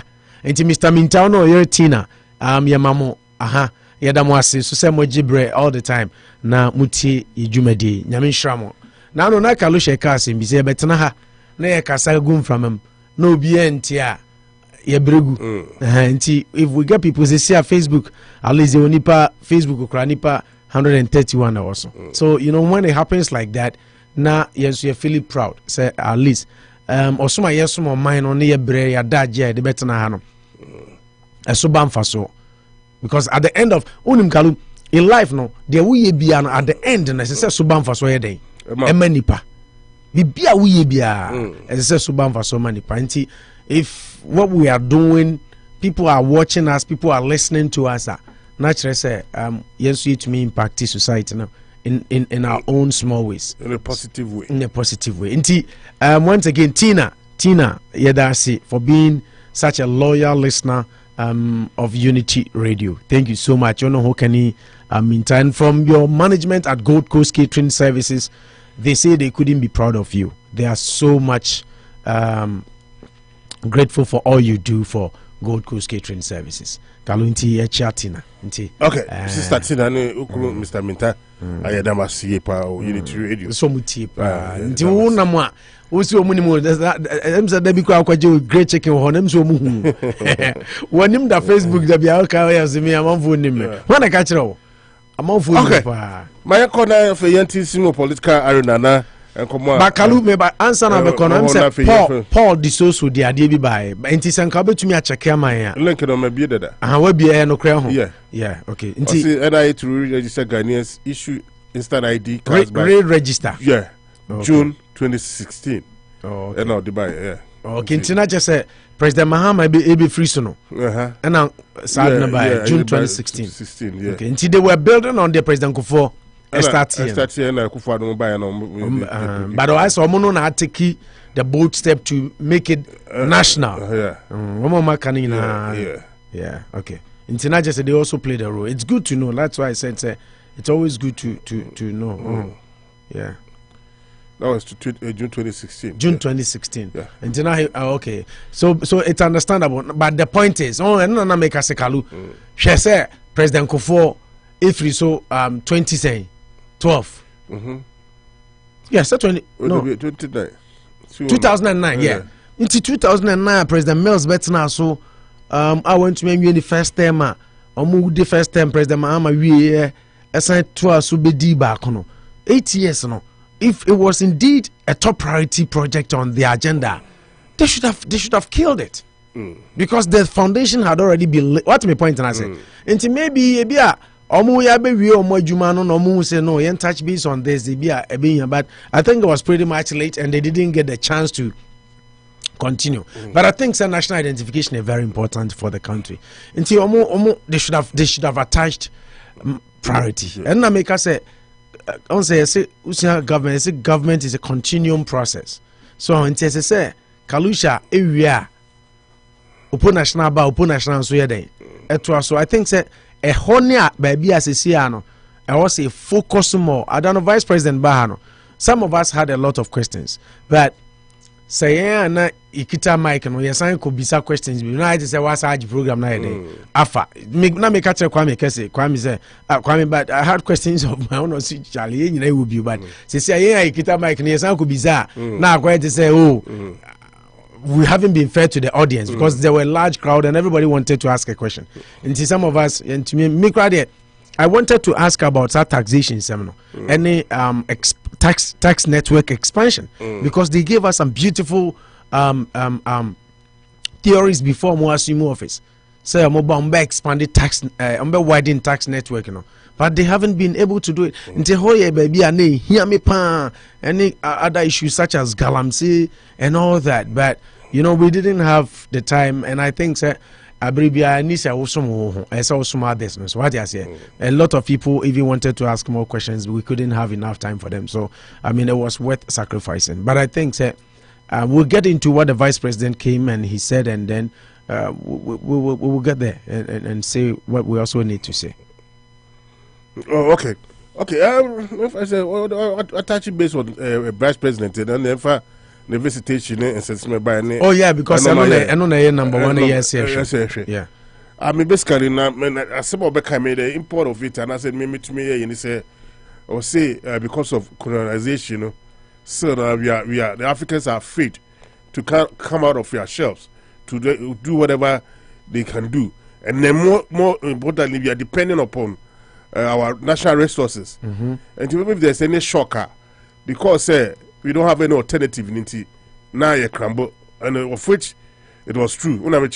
They be a gold, timber, cocoa, and they determine the prices. About for the challenge, if there's any shocker, it did go directly to affect the what do you call it, the economy of African countries. And then, like I said, it is our time that we have to start giving human resources. Of which when you go to advanced countries now, more often than not, they depend upon the human resources more than the natural resources, because that has become the new wavelength. And also, like I said, there are a whole bunch of talented Ghanaians almighty in the sense more okay how they be able to do the drums and those kind of stuff. Opo, now you are there and I listened to the I listened to everything. I was paying particular attention. What is your take? It's there. But the tough anafi. I think the vice president's speech now, Kasa or Harvard. It was similar to, because we paper it was similar to the Obekan way Hana. It was more or less like Ofu said, the first step of our development should be based on data. So we need data. A better what to me plan is me on cocoa 100, me got top a more bags 5 a better a So I think he touched based on data. And now can before ne after no and your man I was making me a note some years century until he did touch base on biometric ID system. I say so far my register about 17 million people. 17 million people now so far my register. And you can board some of the things he said you can do now. I say so modern airlines needing come say oh you Ghana ni now call Ghana. Now you use Ghana passport. As opposed to Ghana passport, you can use your Ghana card to board a plane. That's what or say so many airlines I agree on that. To be the Ghana card. Ako Ghana. But I want to Ghana card a country be a visa. That's a much musa. Oh, there is a Ghana card and visa. No, so what's American? Now to Korea. In place of your passport, you can use your Ghana card. That's what the vice president told us. Yeah, and then Abrochire 4 were also concerned. Better than any idea. He said, people in abroad can apply online. They're so-called online, but at the same time, I think they are bringing people here to also do the registration. Then they are going. I'll say on pilot basis very soon. I think it's going to come out, and to the point to say Nkwala yawu Ghana. I'll say Nkwala yawu Ghana. Since you best start yamu bia yawu. To say yawu na yaman social security ni or identifiable I should say. So I think all these things that he said are okay, and then. Or see 8.5 million properties have digital address about GPS system. He was talking about some of the things. He talked about the Ghana card, and then he went on digital address system. And okay, so far 8.5 million properties. More dining Japadi or Ghana digital address system. And then he talked about mobile money interoperability. Sisiano say first no MTN and now to me MTN but Sisiano to me MTN to Vodafone to Airtel or whatever. And it is enter operable. Be to me, baby, which is good and which is something that is commendable. And he talked about telcos and the banks, no ne ten phone, no money on my cabo. So also to me be a bank account even on your phone. So to me be a bank account. No dial USSD code short coder. Now bisa say enter your Ghana card number. Now about Ghana card number not Akum, and then you can get your bank account open on your in the comfort of your own house or in your home, which are some of the things he talked about, which is okay. And then he talked about digitalization, you know, how it has helped with regards to mobilization of. I hope say now your question. Yeah, your question. When it came to domestic revenue mobilization, Okasa said before I be digitalization, no, any Ghana ID card near no. Now 4% of the population are now tax ID. Once it is your 10 number, I don't know tax ID, no. Like people have 10 numbers, which since amount for obia percent, obia obi me cry me obi, me call Ghana, me call GB. Yeah, you know. So that is one thing I'll say. 4% of the population are now tax ID, and then Ghana card ne buy no. Kalu say Ghana card na increase that from 4% to 84%. Until now, my point was then Ghana should be making more money if Yetumenya a hoping 80% increment of population, normal population tax ID there, then we should be making more money, and people should be more compelled to file their taxes. But we still, and then tax clearance certificate also be to me obtaining online. She said the Chrome hire Oko Ghana I revenue authority for officer, and I say online. Maybe here me there, for instance, I did just about last month or 2 months ago. I just sat on the comfort of my computer, and then me be and more Sunday me the clearance in my email, and they said they were going to mail a hard copy. But I mean, if you print the copy that they sent you, it's the same as the hard copy they sent. To also say Ghana so to me or tax clearance certificates online, and or say from 9% property taxation is going to increase because property owners are easily identifiable. So now no say first now BC dan unim no ne ade ba GPS system ne addressing system no. Now properties are identifiable, and then he did talk about driver's licenses, registration processes. So between your license from US by even presenting your US license in Ghana. And just say driver ana say oko Ghana sisiano ukwa you just present your US license and they will give you a Ghana license because of the digitalization and the system now. And I'm hoping that all these things Vice President kind of, for instance, US license easily convertible to Ghana license, practical, you know. And then also I'm create a special website. You say worcester.ma.gov.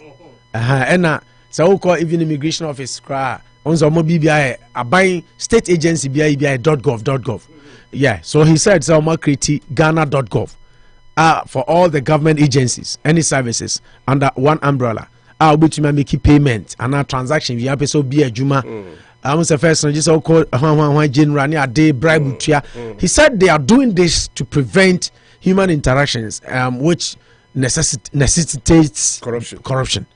But I'm hoping the system in advanced countries works, but in our state, the system does not work. Yeah, and then he talked about say Ghana card also enable criminal background checks, any queries. People come. So person high will be to me a background check or Ghana. First, no, not a hard. So, as they say, because of the Ghana card, it is doable. It's something they do. And so person high will be where Juma Munzwa. You can check the background. Na ibinum so. Minimum gophobia mukaji bank loans or mujani 2 coin from 1 to aniade. And a lot of people, but now with the Ghana card system, even if you are in Ghana and you go borrow from a bank, you cannot run away because now you are traceable, you are identifiable, you are trackable. What I say. So these are some of the things that he did talk about, and then he also talked about drone medical delivery. Yeah, so almost 6 drone medical. In fact, I'm the challenge here. Wabruchiri say so. Be a Ghana kra on take time say obe kobe be a drone medical delivery center back or no man ho. What I say, go see how it works and all that. Which, honestly speaking, when I go to Ghana, I'll go to one of the centers. I'll find out how many centers we have and where they are, and I'll make sure I visit one before I come. What I say, so that we'll see the practicality of all these things. And on medical drones, I said during COVID-19, medical drones deliver 6 million medicine. And it's 100% manned by Ghanaians. I was Ghana phone Brunibian Ghana phone, and then he talked about e-pharmacies. Okay, say prescriptions and then your money na e-pharmacy platform no more launch. I to me upload do prescription. I find the nearby pharmacy. Any site to me compare prices of medications. And I sign boy eradicate. I see run be fake in the system. It helps eradicate all those things. And he also said something. Said, Sisiano said, "Ube do your friend is saying, Kotoka International Airport, the embarkation form, the first immigration forms, no. Now, I see all those things are a thing of the past. You are not. We don't fill any forms anymore. What I say, and see, these are some of the things that the vice president. I mean, on paper, no, it looks so beautifully. But then my question to you is, does it have direct impact on the Ghana economy and I say when it's a gradual process when all those systems are put in place and a bit because more often than not you're pretty for assembly or people but the direct impact to the population, that's my concern. I chairman Kuju and a frame. Chairman Kuju, yeah. Medical delivery, no, I say, Mampo Krebio, so no, Ghana, Kwaku. No, I know, say, but maybe per se, the cocoon, like how it works. I want to feel it. And sometimes when you feel it, you appreciate it more. But chairman say, be Ghana.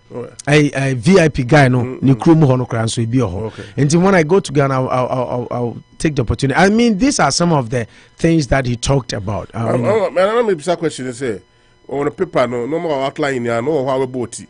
But what my question is, does it have direct impact to the population or to the economy? That is the question some of us wanted to ask. Honestly speaking, I don't know my list of questions, but baby, I'm not na be to say conflict of I say we kita mic na wa send bisa questions. It will be not nice to nipa be brabet na wa che bi munya question beside. So I mean I decided say you be play the intermediate role. Na ya run show na ma for to me bisa questions. But you couldn't have asked a better question. Sometimes your problems are near one with politicians, and so we don't press them hard enough. So we don't press them hard enough. And they have a way of running away from. I don't say opening bisa question about I think my brother back you know say digitalization. To say the okay. How impactful and not that then they boa Ghana Sikasem how is it improving? I know Bisu Bisa the question say you want to lead Ghana. Meaning so what is that question now? Also person Utu Frank MPP. So when we near so okay. But one answer on dodges that question on nicely. You see politicians because on himself so answer not just a defeated statement as or to Obelusu. I want to mean Kokasi Olusun so obey say as I will create chaos. So the best way is to swerve the question and just remain silent into one answer. You know that's politicians for you. So but I think said your all the things he said. Meaning say Omar launches our GPS we know in your geographical locations. But the question is I won't say you didn't come on now me can't say bibia we bia no I was say a dim fast roya day. If we are saying any part nyami everything you are doing should benefit mankind and not humankind. Into digitalization, fantastic. Me sa ID system na Ghana yenya no. Honestly speaking, I am thrilled. Many Jehovah because a country any identification. Solid identity. And even no, ID system no crowd. I don't know amount for questions, but on say na the time no abre and then also a Muslim almost I will Ramadan mu nti na say okoko breaking fast and just imagine say from Harvard University called like Chako interview at chess no buy sign. So we because opening be frame no say mbisa question say and one of the camera guys now the mobile yeah no so because who Kofi Adomango when video be na cover and sign no amount for we are Ghana ID card no koya na obi amount for we are data no they almost signed 8 me register number omo ye now yes say omo ne scammers ni bi nti I'll send you some of the video the opportunity ba me ma obi no Kofi Adoma nti o kire say obi a wo Ghana card no go there and now find it out. So how many numbers are registered to your Ghana card here? Because they say bimu number Kofi Adoma say happened to him. Number in the phone so no only no it was registered to his account. And then maybe mu di bone. And as I say because we are identifiable so be the whole di bone people they will come at you. Before you be who say any kinkalusha na use our number no be na dey na ya attach here you know now it's too late. So nti I think that those are some of the things that say almost share now loopholes a woman almost day. But the ID system they are like it. On any how can I say I'm for a same can say contumely today. I'm for chebigum near day. But the fact is that you be nya bibi jinawa a dear dancer say we a Ghana ni a world data bio data bibi also. I think say it's okay. It's not perfect. They have to I would encourage them say Kalu said the kind of Kasanache Ghana ID system no, but this time I think I different level. We should have been able to merge passport or driver's license be ya merge. Na kusibu afuba na no na me bisa no na no nti ase na nebo yefo no. Ye take it too long Ghana card cry ya che hododo. Onsa na anu ya a parliament say enipa bet say na say nipa how many million 9 million or 10 million na omo card inyeska buy inyeska ntua omo print ne kan about 3 million yeah 3 million na yes omo de kansa na parliament ai NI for ko omo so aban omo busia say ama omo sika ne bi so omo fanko release cards no I think say ade abeya how can ade a ehia say na amanfo aye card no na 3 million cards academ adan aban inyeska ntua de print card ne ka. But Abanye Sikaye other project.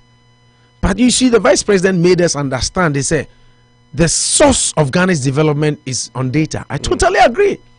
And this data is coming from Ghana card.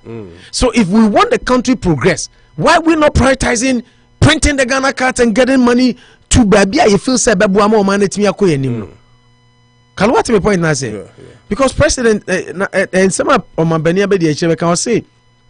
Says colonialism no ye nyina anu say yakoba and another na sisi a question be some here okay president Baumia nye first president waba vice president or the still president vice president Baumia nye the first president wa visit Worcester ha waba be kire kwan say mami asoma si bidi wura no odru bidi wura no ha no afa wa che wura ni nchen na wako anim kakra bo nso bi loto chaos bi si ho fa ne benkum enti na otie ya say ada bedu ha wa che wura na ama na je se waboka. President Mahama came here and told us the same thing. President Mahama Baha same thing because they were also thinking of doing street naming and this hard way bi no. Okay intina na ubisa say politicians na be candidate but practically, me no the vice president Beka so on my end things we know Ghana card on my no credit, but is it fully effective? A year Juma, but in do baby SSA do, which to me a lack a honey a slack. By this time Ghana card should be functioning with Ubia Bibia incorporated into omu working at a very faster pace. Kalwati me point now say because Ghana card no so buy almost start here. Yeah. I'm buy on started 2017. Yeah, buy on started. Into registration process Ghana card and kwa take how many years and sana why incorporate other government passports government issued photo IDs to say passport ne I want say by this time no 10 number cry so be ankoje no okay 10 number no should be say we need business you don't even need 10 number but the announcer obi any social also chroma no social security in can I say and say oh social security number there then they because civil service ne social security there numbers maybe social security number before I traveled what I say but so wouldn't be there then you go and get what 10 number more or less 10 number number by social security for instance Chroma so who be a juma so on the social on krata Chroma we are citizen we are so who be a juma you still would have to apply for FEIN number, Federal Employment Identification number. Sometimes, if you don't want to apply, you can use your own social security to do it. What I say? In both ways, anybody sometimes you want to separate or taxes filing. Now we are now you're company so there. Inti say we no apply for FEIN now. It is easier.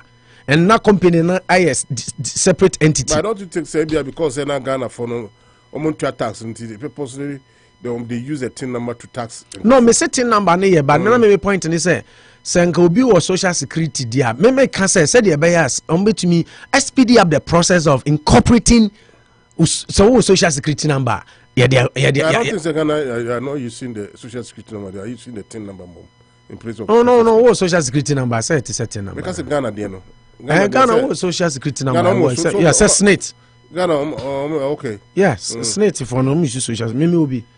So, apply. So, on the Ghana no mostly no at the ton for no at the civil service ne abanjuma for no the automatic. But me say na me through teaching na me try there na me what I say. And that is how it is. But I think say all these things are president, vice president Becca in Akalusha. But I think say the enrollment and then efficiency and effectiveness now as I said almost speeding up. As I said, the Ghanaians should begin to bear the benefit of such initiatives because my initiatives we now on say we say houses no more tax ID. No more file tax. It is no more file. Just 4%. Into increase it to 84. Come higher file tax for the government to make 84. Let me take it. I say from 4 to 84%. 86. Oh yeah, sure. Yeah. Because 84 na me try, but whichever way, it doesn't even make any. So say 86. The emphasis 86 gra. It's significant more than 100% increment. So why are we still adding more taxes? On the then taxes now mo pass me and the president assign into law. It say when man aye ni nyina say essence na say ebeboa revenue because we say ebeboa revenue mobilization. Ama yesika sema o from the taxes amanfo ntua no akosoro. But ye be yan say na say still taxes na yentua no yentua yentumi enforce hwe. De kwa na ekode a na ekoya na say bai. Na ni ade no na che say in essence no ya cost 90 work because on first was ade na the bread timamofo ne oman no entumi amfa anya den amfa ma. And that is why I'm challenging them because TIN number ya modibai as a senka no crabwa ma messing for and no na sa question na menya kwa misa na na me apa. But I mean I was okay with people getting the opportunity to ask questions. So sa kalu mason for carpenter for plumber for electricians any idea omo ye adwuma charge sika kese. TIN number ya buy changes be na ye. They are still doing the same thing. These people are omo ye adwuma charge sika kese. Omo ye landscaping. Omo ye we fi adwuma dan wa adwuma. From they have licenses and they pay their taxes. But Ghana de anokalu omo gia omo kwa no mai den. No madi. Nti eseso mampania be de akire ne NIA fo no. Sa nneoma we no mu bi no said ye amanfo be wia taxes no mu ntua no magi sika na dia at the same time they expect the government to come and do developmental projects no enu ntina nka ID we no beboa ama yetumi akate across na nka omo mu ntua no ya increase number because enipa bebre onzo ono akan say enipa bebre tua taxes there is no need to bind new taxes be abede ebeba because ebeboa ma revenue generation ni revenue mobilization ayede akosoro. Okay. So okay, I think vice president, your other stories be I say. That's a story when a bang on best right to see to me deliberate. I think Kalu, it's something that the vice president touched base on. Oh my idea. What I say, with all these ID cards in your man on my, you know, on my idea, but my problem, they say, I check number one, I check, and then number two, card no so more print here, amount for and come cards on time. So, all those things, I think, say, as I say, a day, factor no, now mo share, no mo di hujuma na boa, na it me kwenim. Say to me, and your man in 10 tema, I think that will be fine. Will be fine. What I say, and then he talked about colonial mentality. Say, Yajidi say, that is the area that he did talk about. Once I saw Mike in the make, I say, this is what I came here to hear, and I've heard it. But you know, there again, you ask yourself, can a keke no be come here boy and some momo, and I'm the bejuma, because Vice President say, there be asma metraka. As a Friday no credit na ha can say, once I ABB MPP for no say, omo I'm IMF approve US for approve and I make us a krum they try approval from a breach and Sunday who said and the vice president did talk on that say see I say Africa I say who ni say between me day aye bibia hundi and that is the problem and the same problem now vice president identify no e wo mo aban mu. What I say? One more by Musisi. Until sometimes, yeah, some of the things you ask yourself, now be some say, just talk only because, say 3 billion. You know, some of us may say, "I'm a question on Auditor General report." Auditor General report to buy Ghana elusu 21 billion Ghana cedis, which is more than the 3 billion HSC IMF wapen. Bakalu, again, ekoso. Ya sikano. Have we made any effort to retrieve and punish people? We dig Ghana sika. And yes, so being a dinner no can auditor Ghana. Ghana say for to serve Auditor General. What can you say? Yesika say mu abai penny or shoshem fancy yesika say mu say ye di sika ni ye yisu ni ye anye ni ye obi awia bi obi say ono na de abase sika ayirani. Among for the answer somebody be omodiako omadi omo answer so omutia omo bonus so omotia sika sese ye de koye we ayam fa nkoye 21 billion nti 21 billion den na aban na ya fa ho hwan na ya twe na so omo mudi sika na omo wen nti these are some of the things I think say the vice president gave us a good speech, but it shouldn't just be rhetorics. It shouldn't just be rhetorics, as I say, and some no more cano kalu omo matching some no with practicality, because yet your mama na fe 3 billion now the general report is 21 billion etumi ayira na yantwe obi aso yampanishi obi a akwaya anano na wo kana asemi gold in boy and friends akwa smuggle $40 million gold no na asemi free be cause yeah what is my yeah so no to me ba man mu be wie sika ko on say no, nothing gets done in Ghana. Ni Canada be kana kama te said your uka say vice president ba be kasa kama, but who on the ground that nsemo no mo kano kalu mo ntumi mfanya adwuma. That is the problem we have. That is Ghana's problem, because nka vice president asma can say Africa should be Africa. We should be able to believe in ourselves. We should be able to do things on our own, and this is depending on the West. So because Mrofono Mekano program na say they don't come to your country to help you, Kalu. They come for what they will get from you. Okay, as America, join Ghana, which America? Huh? America no be join Ghana, watch America. No. America be Ghana, no one interest. It's about time, say, yen penny for no. Yes, Romo. Omo fa niam to akwam na omo nwi no man na ho said o man pania be de chiri ba ya obekasa kama say na tie dia. I don't think people will be crying as we feel back home. I don't think so. Senka man for be come said dia man for come no.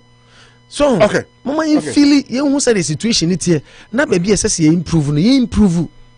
But so far I think some of the things that he said they've done, may say medical drone say ma me fa yensam na kan na me kan nyina mbom na minute na kan fa address ni na na fi bi phone lines no anas asako video bi o de akoma Al Jazeera documentary no Al Jazeera for na but na anas can be no Al Jazeera for na anas rather came out mocking people say any because I've read the whole Yeah, and I say Anas is trying to say people have ridiculed me, and now what are you? Oh, the ocean is tweeting. But then away is mobile can't find because Akwana bo omampeni diwum.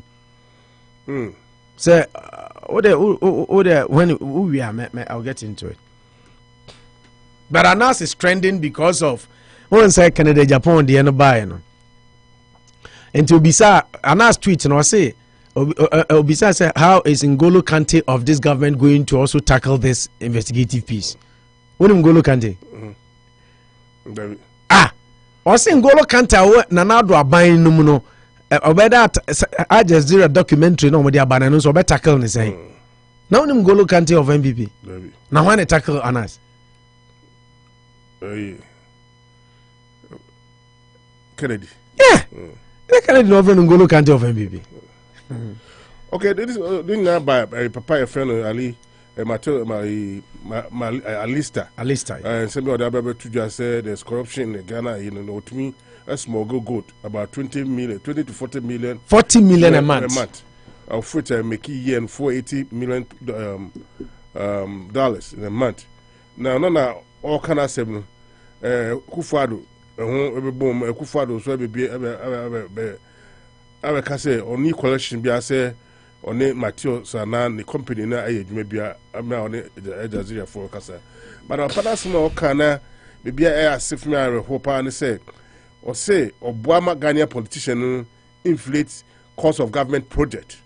No better good no edico you know I'm on now or sign any politicians any contractors I say on the middleman na or say as small as a film can say politicians cry to me the music man no more you many machine no aquacoto ade at the amount and no and papa friend Alistair Matthias and some of the about two John say Ghana from penny phone there because corruption at the chrome into no the occasion no my jumache pa no sema Abanon. I feel if you are young call IMF for as my friend Kristalina Georgivia IMF boss and come back to John says he said there maybe a Ghana for Aduno by first week of May and a middle of May there na 3 billion na Ghana for in Yano na omodi amomo because it's obviously self-level agreement in be or Ghana it's my bomodi aye and Ghana for the kind of say by na by close of May no scar 3 billion na almost share the boost the economy no na be to me akonkan Canada Japan also ko tribe baby na oni ni nkonfo mu di echi editwe komo hono ko PM say papa no say before so ya omo atrociate man no de watime bie adwuma be abie adwuma nipa be 7,000 my employee na mbo Ghana 4 ministers ni bia na so momo yi na momo kasa bibie ne kwa no abai egusu atu omo housemate for esika onye omo ne tua nti ono de ono o keys ni say obetime bie adwuma bibie de ama Ghana for na asemba ko kan say formula MP emra ko independence a o wini ye no na MPP for no hiano say go be count na omenye 138 no ka check the candidate say me say ade ne pa dia papa friend you asiama amwako na first second deputy speaker of parliament monko sack formula MP no formula MP so at that time no so chairman no so the 1.5 billion Ghana and say official keep seeking bank for no ebeba na omaba tata na be jom sika free no and Kennedy enene ko benkom na no man sika no dikutua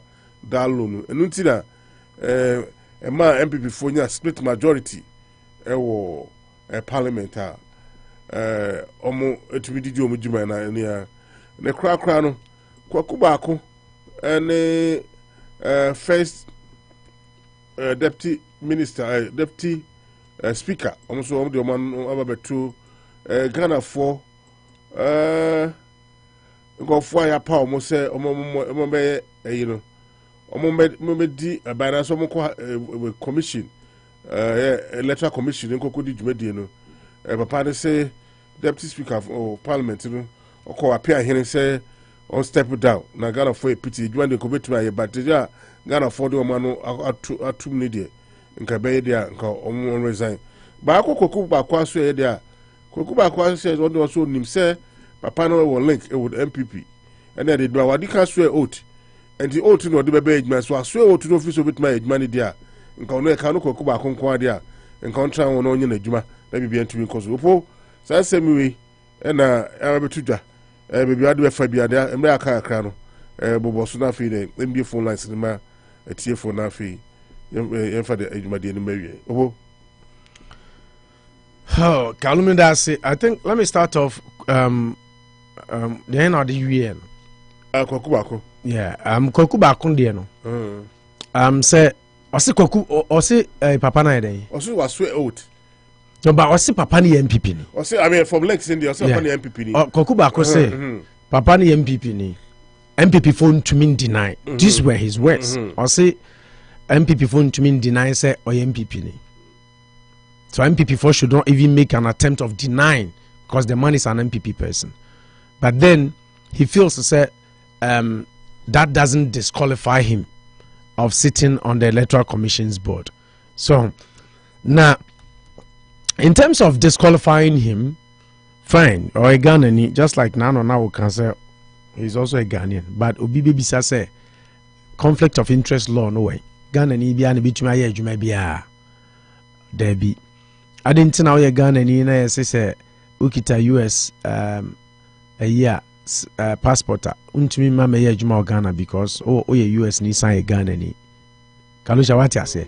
That is why that MP na ono mo area ho MP na parliament focus Supreme Court say High Court to say onye eligible Canada ni hi yeah even ukita oya dual cry you cannot why and come say oh yeah and come say me a dual nears me a Ghana ni fan na me a Canada ni fan until I can be a Canadian way met me a Ghana ni way but them random makwan I didn't because you pay full allegiance so sometimes yen penning for binuma ye di o machi a chese journalist sometimes omumu bi kra na ema adwuma we do ye kon ma ye bi no. You sit back and you listen to them some years ago. Now tie omo ena. Unsa nyoma asesa. E wo mo nkasayem, omo delivery, omo judgment. Ene omo BBM because I don't expect Kokuba to tell me say papa na MPP ni a MPP4 shouldn't make an attempt say omo be deny. Nemum waswe oath. Nti so be working with the oath of office now waswe ni dia he should be allowed to work. Ghana, any Africa Kalusha okay say Adano Kofas as we buy. And I'm a catcher say Georgia State, Mankancho, Raffensberger, yeah. Or a Republican Secretary of State, Kemp, a Republican governor. But they do say to Abana Donald Trump, a lusu hono. Donald Trump, Kalu, put through a course of 1,000 and something votes. Non from BT Joe Biden, recording no more DPA. Kalu, are you with me? Or they also of two through a call. Republican governor, any secretary, at the call on Babonting. A part of the world, can that happen? Inti adibi ohwa. Mama my emfa out. Out we nya no ana mampenim form a president, ni vice president, ni ministers. Any MPs. Enye no ana mo so edibedi ehwamo di dem da bia. Auditor General report to Sika Ayira no. Me no na edi. The president swore an oath and told us he was going to protect the public what? Confess. Purse. Has he done that? Has he done? Interdebi owa. Aya mama yenya no kwafo to ourselves. Say yesi pese ya chichire Ghana. Abato ya abato. Abato ewo a lot of repercussions. Say ye beto aba. Anano na na oka say okobobo. Wona ye obi yes a scenario no. Say Chelsea and Manchester kobobo. Na say obi e Manchester ni ano ye XCU ana oye we nti yi ni say omra medi match no referee. ɛyɛ adano me my scenario say England Premier League no say ball Chelsea London Arsenal Crystal Palace yenyi London referees emomundi adintia because na otna na free na wanyini nti the assumption is say ebi a unyine no ubeye affiliated to either Arsenal Chelsea Tottenham kaluwati ase nti ukodi match nipa bia ukan na no nipa bia on biasness nipa bia nti bonso obekọ akodru baabi no na odo na wo ma team nti na ma ukodi match no asay no ana obey biased towards a certain team for that a referee a friend grandpo unti say dey na onu cry no young no unti say man focus say Manchester ni so internet they try to prevent that in as much say you won nipa untumi ntuni nyina ase no when the thing is not known kalu different but when it is known I don't make say ya fa nipa 3 why is everybody talking about say apia I can say apia henia any day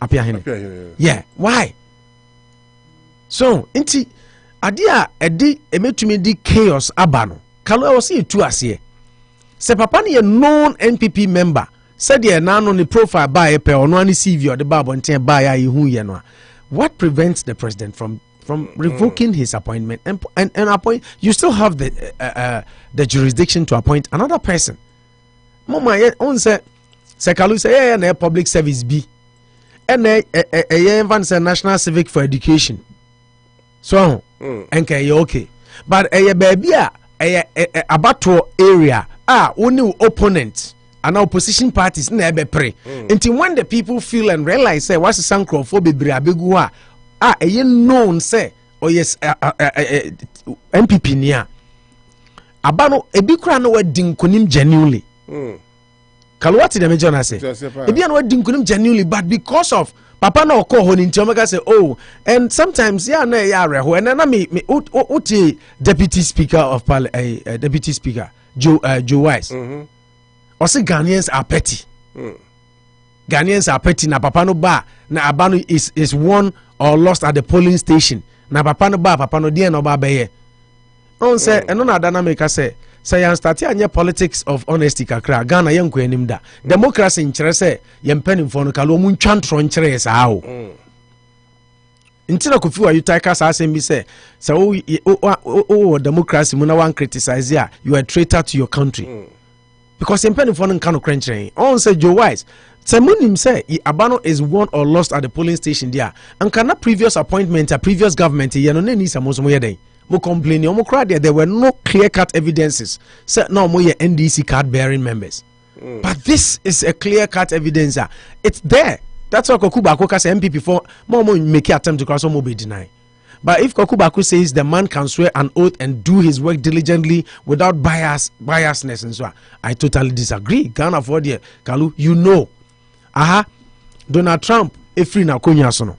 New York, district attorney, or the Nijina the court. Or the Nijina court. Ghana. Can this ever happen? But say, I don't know Ghana there because of our constitution, you know. There are a whole bunch of loopholes from tea. And no, maybe says and thank you. No, make can I say there are ways you can also take a president to court. But immunity. What I say? Yeah, immunity to up to 10 years. Up to 10 years. That is too much. Also, even the judiciary, they don't have even the bombs to even go. They don't. That is what I want to hear from you. They don't have the balls. Yeah, to go and just say, former president. Intina say a course I win. Until they be over yen to me, yen say preventing. If you don't have the balls, I think that is the right word. No, because say enka te say yes, say yama minute. No interest say kochu tu kokumo bi nes yama minute.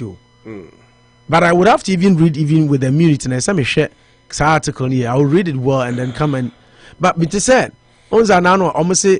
MPP for SCM Kochi a Mahama. Oh yeah. Comment no. Yes. So Sansama Mufu says Sirun Ketia and Mahama and IGP in Kochi, see police in Kochi. The point I'm making is say I Sirun Ketia comment no Miki no. Nke ni say Ibedu baby I do say Brian Champion Kokebi and Sakra Nanka MPP Mumachorolete. Say in Kochi no. on the MPP NDC sure letters and coach Brian champion MPP so they counter letter here buy. But my point is a police system, your security system, your independent, and those things if they deem it. I can't 4 minutes. Yeah, it's okay. Yeah. If they deem it, say Kalu, yes, or say your coach will be uncanisa or tramo be a decrat and boy day. Bro.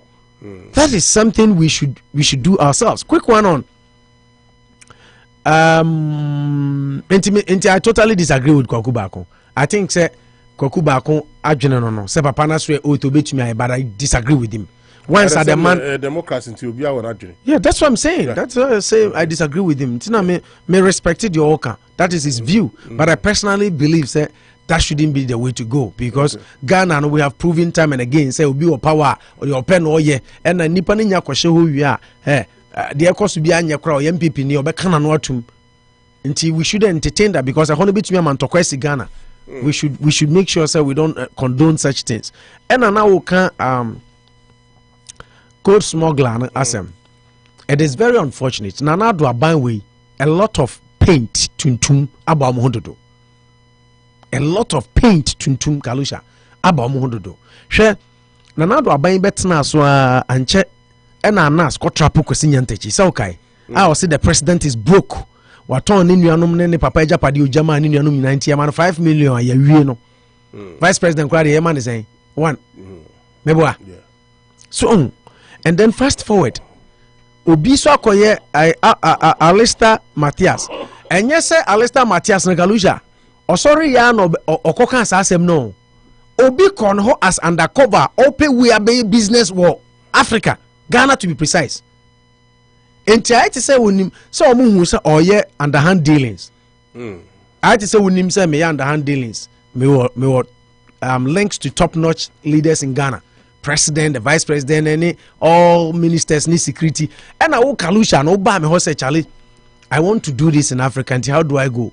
And I may brag say I can take you there because this is my this is my that, and I do this and I do this and I do that. And I undercover Al Jazeera undercover investigative unit no. So omono ena akọ tapo akwa no trapo no a or reveal is and same way nyina appear. Na Kalusha, isn't it surprising? Say Aquano was able to mention your president Dean. Say your president crown and a lawyer. He has access to the president now. A president and a lawyer and Kalu Hussein. Or say or access to the president or access to your security chiefs. Or access and only some indicted Supreme Court judge bago. Huh? Oh, sir? Yeah, Supreme Court judge. Ministers, or they go through the entire documentary, or they own your kind story, no. Supreme Court, just say, our top-notch people are. Now, Obi on your Ghana near Kalusha, so you issue diplomatic passport. Huh? Or smuggle $40 million gold if free Ghana Bosumi biya. On our year accounts, now the numbers they grow. 40 million a month dollars. The whole year, and I don't know calculate is saying. $480 million afibia na papa ya sese Ghana ko, and Ghana is suffering. You know how much that money can do for Ghana? Nanado Kalu, the president that we trusted so much, the president who was bold enough to say I am incorruptible. On said that is how President Akufo-Addo before becoming president was differentiated from Mahama. Okay, I said President Mahama who was put you beside a similar question. And I say as a president or as a person, as an individual. But President Mahama, by President Akufo-Addo, you be saying say or you corrupt no, or say or you incorruptible. And on a ma tag by our 2016 campaign a Kutia Mahama pa. But fast forward, Nanado cannot leave this seat and come out of his presidency and still claim to be incorruptible. No. Hey, one who appointed special prosecutor was say one now chief corrupt person in the administration was say or you say a primary den kesiye una ketase share cost wa ban mu nyina no you are the chief tormentor That came from Matanamidu. Before that, said the Medika Kana Kwesi Nyantachi Dienedi Kamba. And anybody who knows Kwesi Nyantachi and know how close Kwesi Nyantachi is to MPP and Nanado will know Kwesi Nyantachi, and I'm so I'm one call Nanado. We know, Juma channel. We know how Kwesi Nyantachi sports channel. We know how close he is to MPP.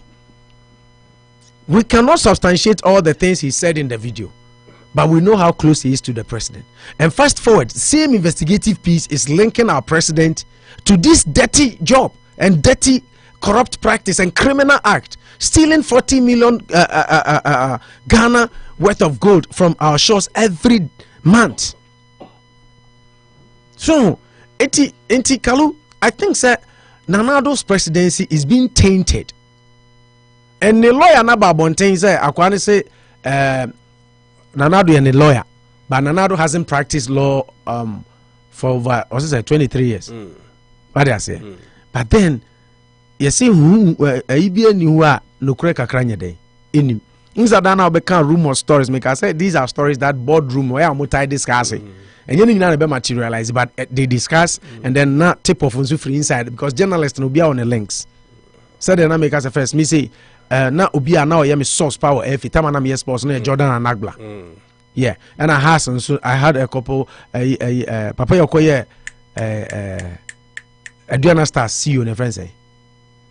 Oh, I bet Komi was my guy, and then Saturday I'm not Ken Sarawiwa. I was on the NCC PRO. Yeah. Oh yeah, Jumana is a baby. But then stories say yeah, exclusive banner the mawa. You try not to mention their names because mention if you are damn if you are negative. To boni pakrudi and put you in trouble and your source is dead. So what I say. Until for things like this, and this emphatically saying for his name to be mentioned that he's involved in all this. Now can story need down Akwana just say bragade you be to me a mark Akwana oban in China ye. Meet me abuam why you say because I have the president, I have the chief or the security chief, Supreme Court judge, ministers ni na. 3 billion about in May. Kalu one how can was a mo. Until I left that story, no, me are disappointed. Even though Nanado lawyer Babonti, but for Nanado to be even linked to Ghana Sika, we have 14 million a month. I'm disappointed, very disappointed. Until I make us an another to me free about Munko, about because or incorruptible as he came. Never. 3 million now Eban. 3 billion IMFs can almost probably in May. Kalusha. In May now who can one out now can say Professor Hankes is saying. Professor Hankes says he can 100 million no kromodema no bechedi. Africa problem enye sika yenya. Ghana problem kalu enye sika yenya. Ghana problem enye sika yenya no. De beden. Ebeye. How we use our monies. Revenues about mining said ye de project beko project ni mono 3 billion ya ebe kalu. Kakrebi. The rest will go into the pockets of politicians, especially yes, I'm bank campaign timing. What maybe we'll have time because the vice president visit in but what the documentary no take it time go reading in there. Neshe Akwane say on the boa politicians more inflated yen. At least on contract and the politicians money laundering. Omo di sike adwane akwa abrochira ono na heden. Ojiko. Maomo. You see, your problem no nye sikana kalu no. But how I be manage 3 billion na eba no. Now I'm just hoping say Yankopon be ya adom no aka ye mampanin na be de akire ne ministers nsa Kanoforiata being the finance minister. Na sikana ba. But I ain't your mother koji so mother be calm country ni down na 2024 I the best year ever ewe kufu ado abem no. Etumi abasa. We have to only pray. Kaluati ase. We have to only hope and pray. Sekalu, Ebeyesa. Canada, Japan. I think Canada, Japan is very bitter. I see almost on some fata. And he was Uti story that who's a Baumiana no or Jabino. What I say? Because Alan is no longer in government. Alan are resigning to every entitlement be almost means house girls I don't know why it seems Kennedy is very bitter. Who's a dynamic? he's very bitter, and I don't know why. He's so bitter. But I think Kennedy, Kalu, as we've been saying, he's made a democracy. Ubia qualify. Uko now qualify from a party in Kwandia try. That's why I'm not a fan of Yama Ubinko unopposed. My yam prevent you from coming. So Kennedy wants to go. MPP should allow Kennedy Japan to go, because the more they talk about him, the more he's going to spill more beans. And you know, Kennedy has a lot of stuff. What do you be Anopa was this MPP for we are megu party, right? And I think say omunja papa no. Wasi omudi na namse onsem fata se obabi. Na omo se fata no. Omo house girls kura taxpayers money na di trio omuka. Omo ntimi ntwi omo taxpayer no wa create wa employ over 7,000 Ghanaians. Inti de waye bi da no kan akwa say kwatere kwase obema ntuma yeden. Okay. Until they should allow Kennedy to have a free shot at the presidency. If he wins fairly, fine. If he loses fairly, he'll be okay. Then say as elimination by rough tactics. I think say more democracy in Yajimo Africa. That's the way to go. All right. Opo da sha otini kameda opo na sha say. Yebe ko ahomane subara say yebe ko no yan kai tiefo say omo ya omo so ya seme didwedi ni bro we Kumasi market 852 Main Street, Kumasi Market. Kumasi no more for chain crane short on say bra 852. Ombo don komi. Yeah. Na kodo kudija 852 Main Street. Bibia bonda from kama. Ba me kwa umane so da memfa kama adwumade ni omudia. Ba ansa na me kono +508 304 9394 +508 304 9394. Now wasi so 508 304 9394. Mame call Ahumani Suna fi befomu. Rama 1 una di kan ufi wa na kwaku buedi atoso na sister Fia na Olma na Ojam Buama muna mudi diso. Eti Rama 1 yanko wati me kan yanko. Yo fi Kalusha mame tia na me tia mi no pona shina. Na mi narum so mudu a tirem mi chio mo na ma tia na Ojam Buama Olma first like. Omo accident me cho bibia na cha no chief for so bibia Ghana phone na omo US man na me cho bibia ami so po dedi kan na ko IMF sikana omo share boss NTBA sikana beba me enye sikana ba na me hanyo ba se sikana beba omo ko jari wiem omo ko jari wo wiem na me hame sikana beba ade sefata so mo fa sikana ye obian mende de ekoso maigo mu enne ye ma ye ofase ye nyan kuma omo school suma ye konfelize agani di kura ye tia omo de bia dimu kura da sebo agana dia baya ya si ana dimu dam adia sefata akwaya sai apitia pasam mi kwan ya yimatu tetuma rodwa apitia pasama enne contractor obato ne tia on mafo sa kwan me ene akwa bia atutwa atutua pansam atitia pansama ene ka accident kwa sikano eba omunyifa nye de safata ba sikano eba na munyokuo ka crime party ma ne atite di kamo party pay for this is a for the sikaba ya ye toko di sika $3 billion eba ya ye chema jumwa omunya 1.5 million Ghana cedis no kanjika we de ya Nonado don't call Kufado say, I can know tell you the first. She can't buy on your death, but offer she can't roll my room, offer she can't end yet. Ghana for whom now says, no, what dear. For benefit change, and yes, no, and after hours. The second one, Ramajan family will be 20. Hey, Salasi, but hold on, Mama, hold on. Ramayan. Yo, Sergeant Nia, NPP top president now. Where test president of Bianca, where NPP before paying for the bureaucrat, Tiny Fanny Gata and now the kind of side. Tiny Fanny, yes, Kata, you open up for anything beyond the regular PR, ever discussing NPP matter, ever discussing NPP program, ever discussing NPP, Aduma NPP, into Tiny for what president does. Ese udine contract commission na udine contract commission kila se result back na result no ye amanyoko NDC ana amanyoko bia opposition on so ba no ka the result out da mi tuma bia na the forman oyeme ana the forman tie the ka chen na don kwa kuado there san ko so menu no o che na forman contract commission o che o sign no ko pe independent body ono kata ye ni papia ono onya mo no ko ni papia na pate no fa no ko chao enya sa na da fa ku fa do eya so tini yana ba si from where any resource pia do papia ya accepted ka any resource pia do papia ya accepted da ya kan no o mo share die no man the party go man okay Rama one out to the canon Eric yanko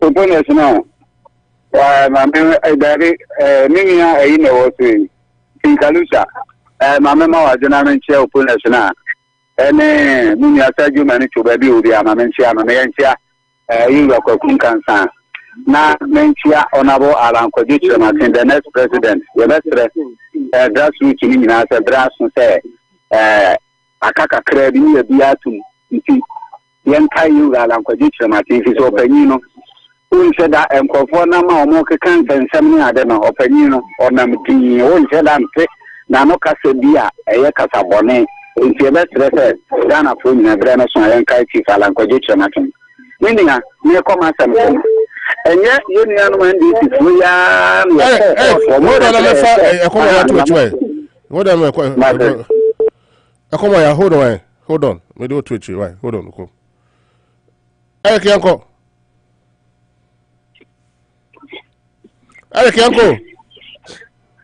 omwa ndi fo ya na katre se abato me ya wen no puri sisi enye isi ye ko wen na court ne ko wen aba na nwa mu former president ni ka chere mo se mo confess station boy ti se nko ayi omu ma de no ko tena ho no bi ko chere 27-0 ni ade no no wa nhu enu na yibia na me ya na me pese mi se Ghana ha when ni independent body na Ghana ha e fi ha asofo na ye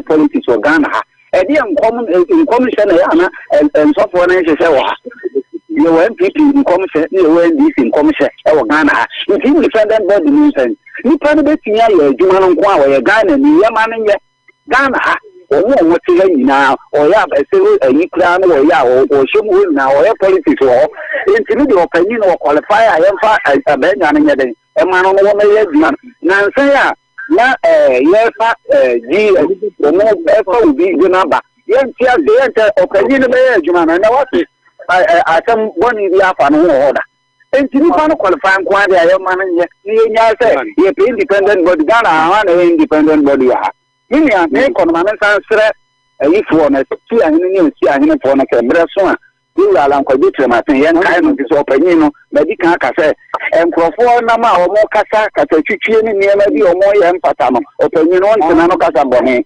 nti nyina ya mfi o re se ni ala nko bi trematen no o mo boa ye me da so okay Kwaku Bodi patriotic voice with him out to the car Stefia yanko Nkalusha mechia wale wa kuja ukulu na mechia Nkalusha Stefia beto ka ba ko bacho omo kasa wa chie no endu usu ambacho na what do you that to meet why bacho no that to meet bacho yeah ko Stefia mechia mechia wale wa kuja ukulu wa mechia wa kwanza ko bi ajo so Yo, Kalusha. Stefia, hold on, why? Let me for be to a cheat. Hold on. Okay. Hello, Kojo. Hold on, why? Me do to a cheat. Hold on. Stefia, uncle. Yo, Kalusha. Maybe I'm not coming here. I somehow Rama and Bala or Becca, I say I am a Canapa. Was then I'm out to say, when I was so cool with the Kalusha.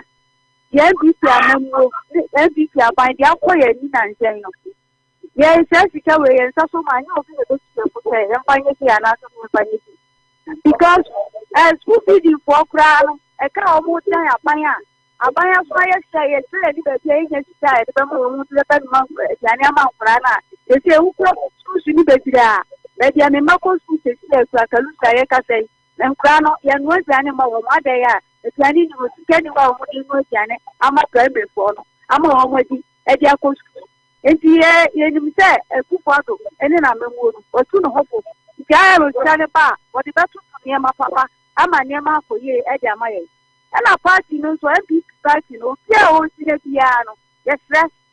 We cannot almost chat to so say presidential why now almost in Babylon. Obia carry the one who say, when Fika enter our Babylon. Okoha, when you pass, and Yadia, I will bet you have a 2 franc party no. But opposite the CD so yade, and yes, not in the Madia card and say, yes, a papa, a good baby, Obejina is presidential candidate. You know, Obia was in Timu Power, the India. Yes, that's a woman democracy in your party. Who be the opportunity to Obama Bekin at the Amo of the Appoint? When you have a sofa, Nessa went to Nessa would do Google. You see, can I see? Pass the news when yes, that's a democracy in MPP at the Yezma. No matter for democracy in the day. And yes, man will be there, so no bless you again. Now, one point I said, where the other man about where the man and let's see kind of what the cocoa. Party news, yes, you can see a double party in Homer. If you want to run there, tomorrow party, you will be a person in a year. Woman a chance. Don't you remember, no, but to or my land, land is a anchor party. Then you do some more party, and Homer.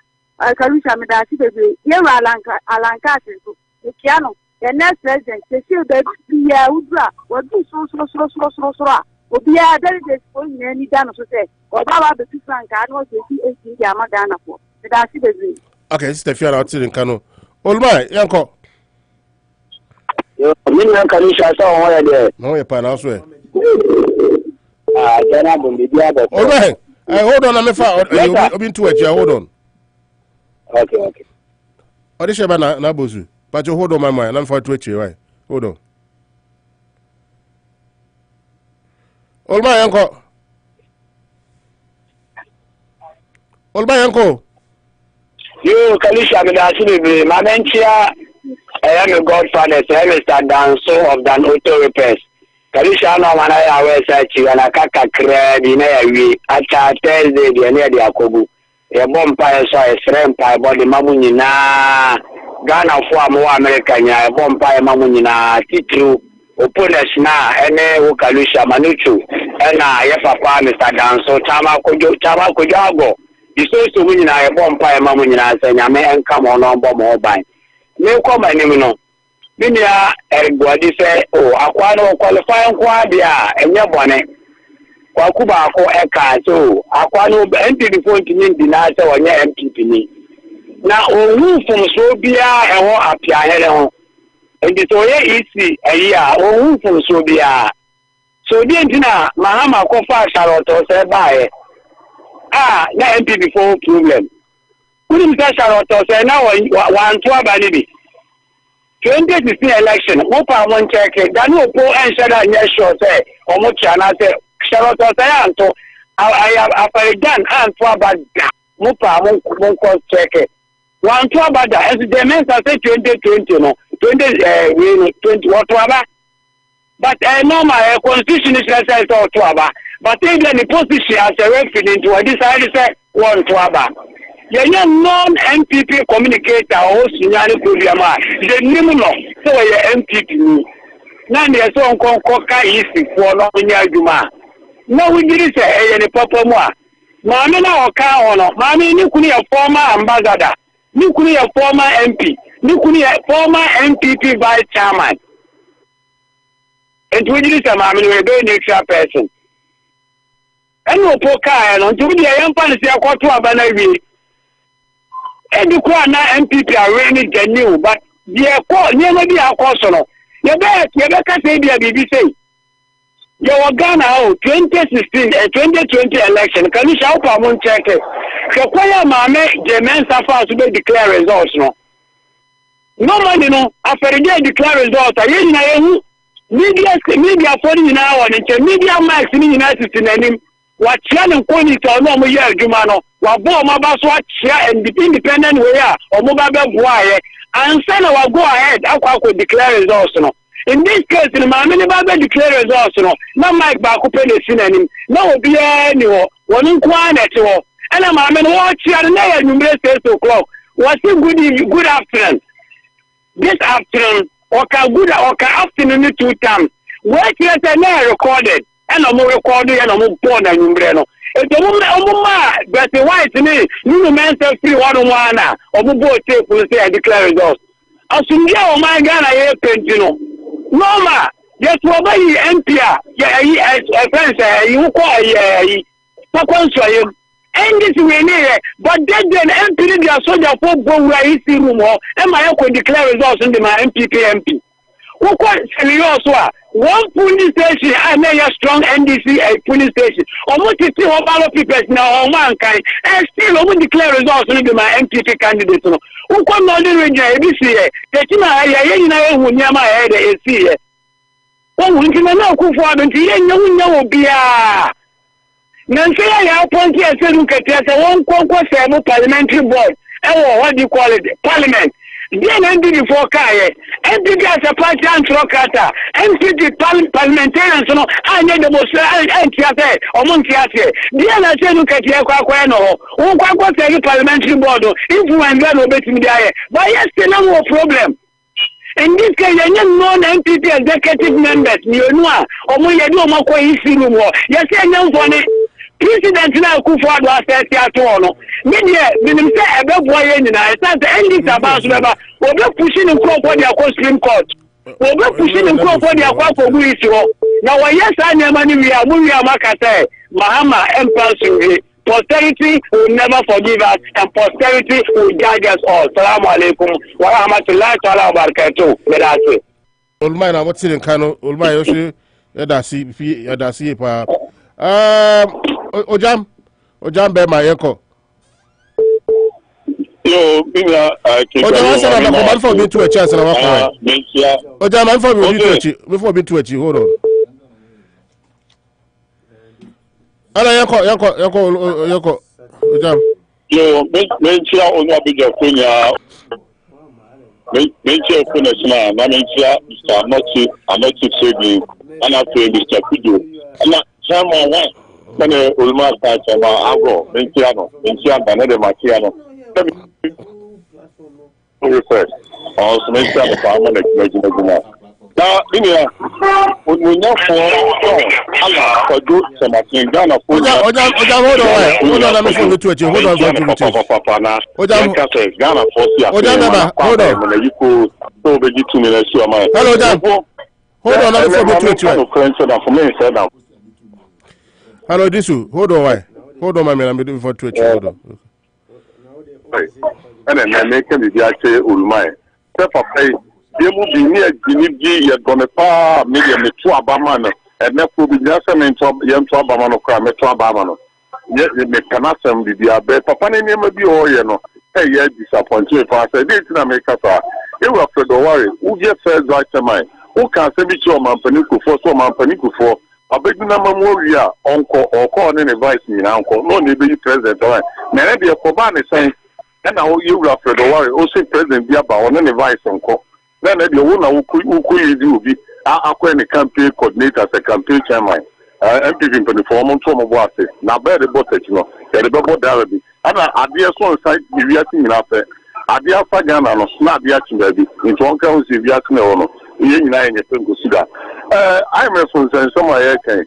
And I mean, you have a phone, I say, can I buy the Kudalium, and request it. And the room, dear, and hope you. You're 3 of a puffle, who build Galley for my year. Can you be beggar Juma, Amagana, for Zampa, that is canning Yagma, and then school feeding for man issue. Momo Mopion, the American Moody, and quite a prison for quite. Say you be a disorder, what you about say? Let's say I'm a for the source and on the Buenos Aires banner, never for Ulma or your father. The Gamma for every upon 2 a.m.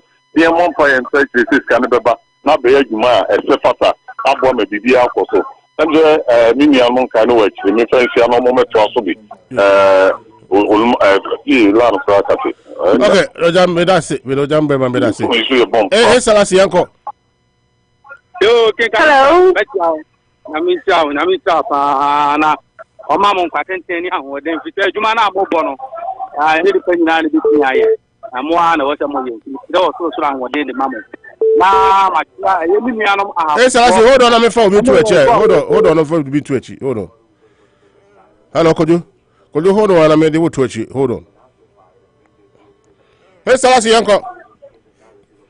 Yo, na machia minianum afofo ene go to kwa sabri omu bo omu bra na omu du omu duma e wo US machia omu nyina na mkopon kopi nchira omu na omu so onye omu akoma so ade mu omu kalu meba ma asabto no na machia mi bibia mi wura the incoming president Onumonyanfo Alan Eduru so ye nimuni pretete ko jo tire maten Ghana fo nyina kwajo aye nimuni free 1992 abra ye ti MPP party o fe papa ni sika na ho den etumu ayamu ensuomu na papa yi o de sika na ho den e boa MPP na enne MPP mu aye da eni kwa se ye yi ma mfise mpanfo se de o ye hwehwemade no on be panen sakwa bi de mesre minuanum MPP delegate abra ya be question pie so akoto aba ne ya be yi go kura franka ama MPP ama nyugo no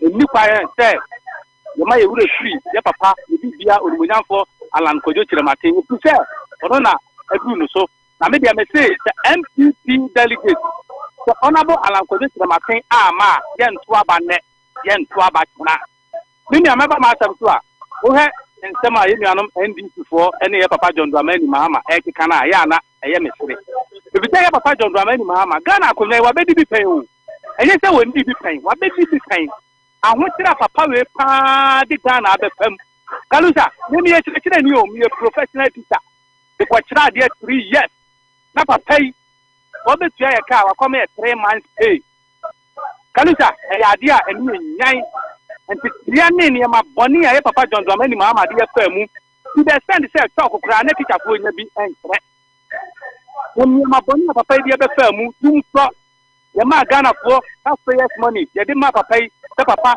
Ghana fo ti kwakoye aduma what me de akoye confirm en confirm fa hen ya what adani Lukaza o matu ko Burkina ape wa ta Ghana fo ti ka so di kodua nua enua no kodua da ba ya onzo kodua ni December dry season fast branding any moon sembebre enna ye papa John Dramani Mahama to say dey wasesa o say da biem ye butan say Ghana eye laboratory ana Ghana ye nya laboratory on wo dia be practical wo wu a o ma na nin kana mrem ye de enim say enne pa his excellency na nado dan kwa Akufo-Addo ene ye papa former president J Akufo edugu ho no na nado dan kwa Akufo-Addo eto aso no eno a na ye papa Alan Kojo Chirematen ensu ebehemu kena de ye be sere Ghana for say NDC ye papa John Dramani Mahama they say o ma declare no so one dey o na e o mu flag bearer if so o mu nyi democracy ntum ono a na o mayi no say o medi o manimu no ye be sere Ghana for say NDC for ye yamfunso eye mistake ekoto ya aba e ma NDC a enne da chi bi no ma ye nyina ye meka say ye hu yanka no ne ye ne a ne aye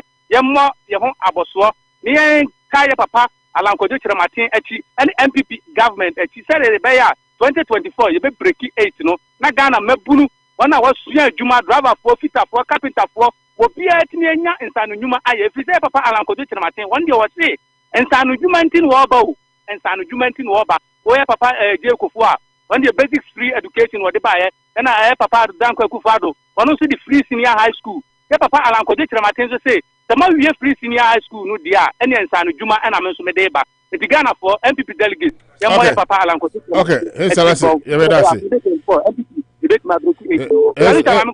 Salasi ye be dasi pa ye dasi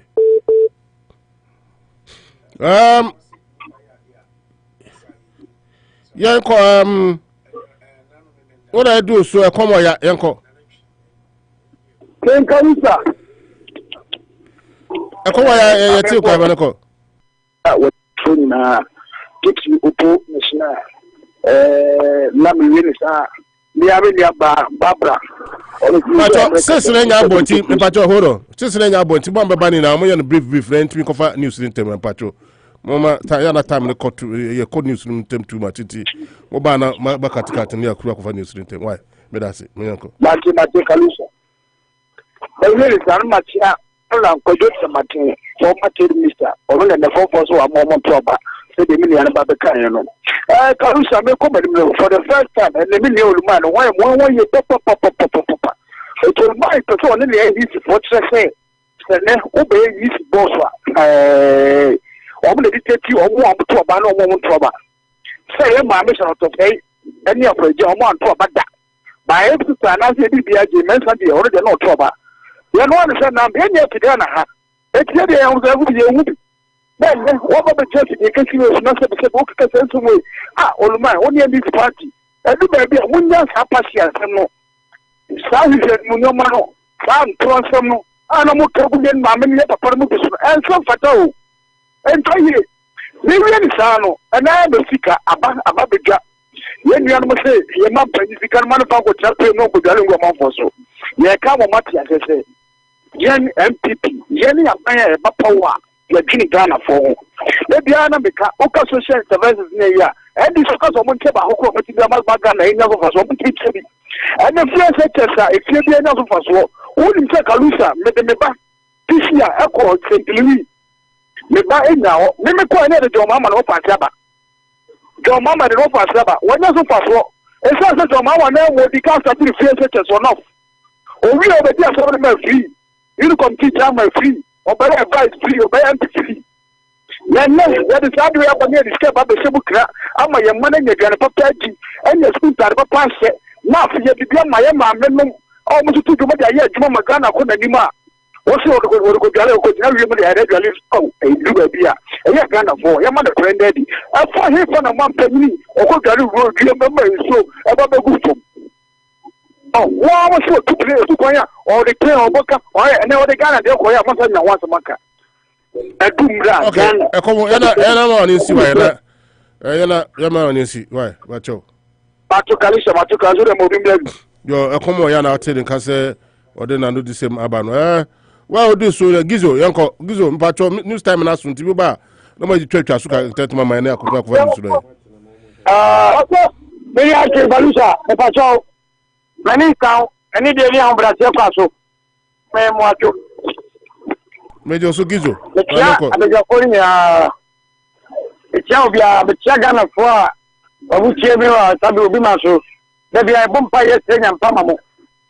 Da de be ya amani hunu no hawo.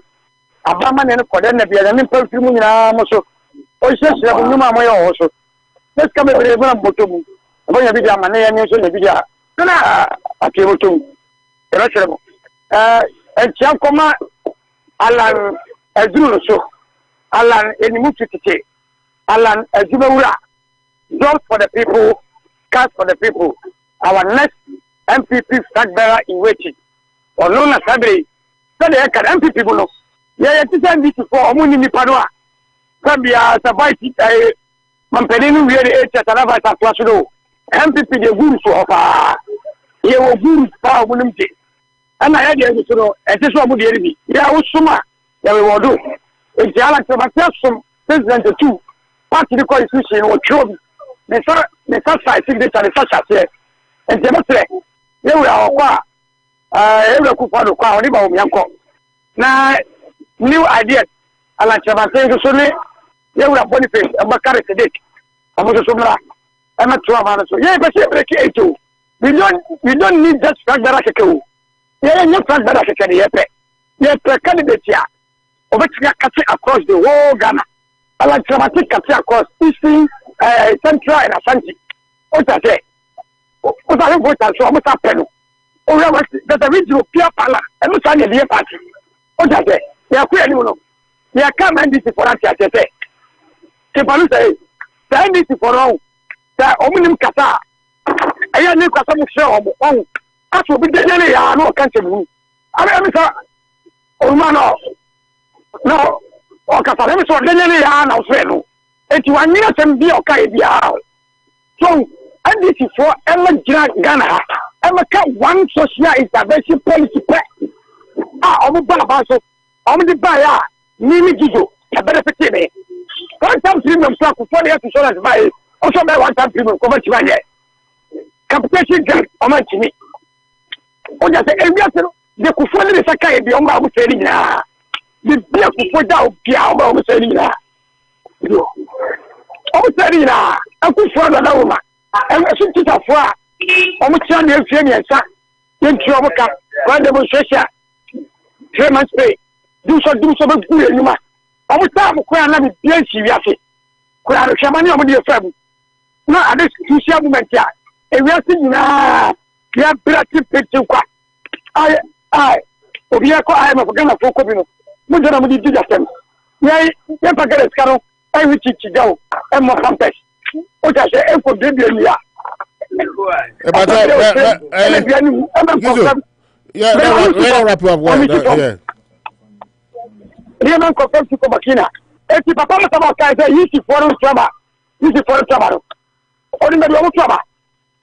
After die, only the trauma. Mamma shall say, only the trauma. Mamma did not say the trauma. Oh, Pastor Papa can't to the person. I didn't want. I saw America. I saw America. I did it for Nipa. Only Nipa. Then Mahama, my Helena, I'm out today. And so Mahamo. I'm a Mahama. Yo, Gizo outside in Kano. If you Gizo, Yanko Idrisu, Tobo Parliament. Idrisu Yanko. If you do so, I could have Yako Sankara. No, be unfree, be when I had a cousin. But Yanko. Medase, Dunia can Kalusha, Yanko Ponton watching Shrawana, when I read your phone, and Nami Mompire sponsors almost sponsor program in the calling segment and Yanko show Mojadi Mokenapa. Now, I'm in Chelsea, I call it in Euro Masawood, or was some Michiano, and now you could draw that apart. Our Bantama Omo, and delegation is here, Promo, 13th May. No question about taking Kalusha, eh? Can one send on me? Ghana had me say, Nanoku for the Naba penny for Omonimo Koso, Guasia, or announce Armia because. Oh, share first now, Ghana penny or Bana, you be son said. Quite an possible fighting corruption or say announce the principal and on all the faso. And then the Obaya announce by our town focus here, announce by Ghana for town focus here. It's not corruption, can say green gain or no Abdoko are buying Tino. One person who announce in him. And I was said, and some good people. They can say Ghana for him 2024. It does well any more never joined the money Mahama. I did that so because on no bar. One Ghana food need beer, Mamono Faso. And yet, such a person going to the president ever. Yes, the president at Obama Ghana penny. It's like I said, Ghana penny to Mama Bar. Would be a tomorrow cost one, come, I'm will be and it's a far Amamudu. Congratulations, my friends, and Nipandos, and I answer your question, and okay, do say that. Kojopo Yanko. Vice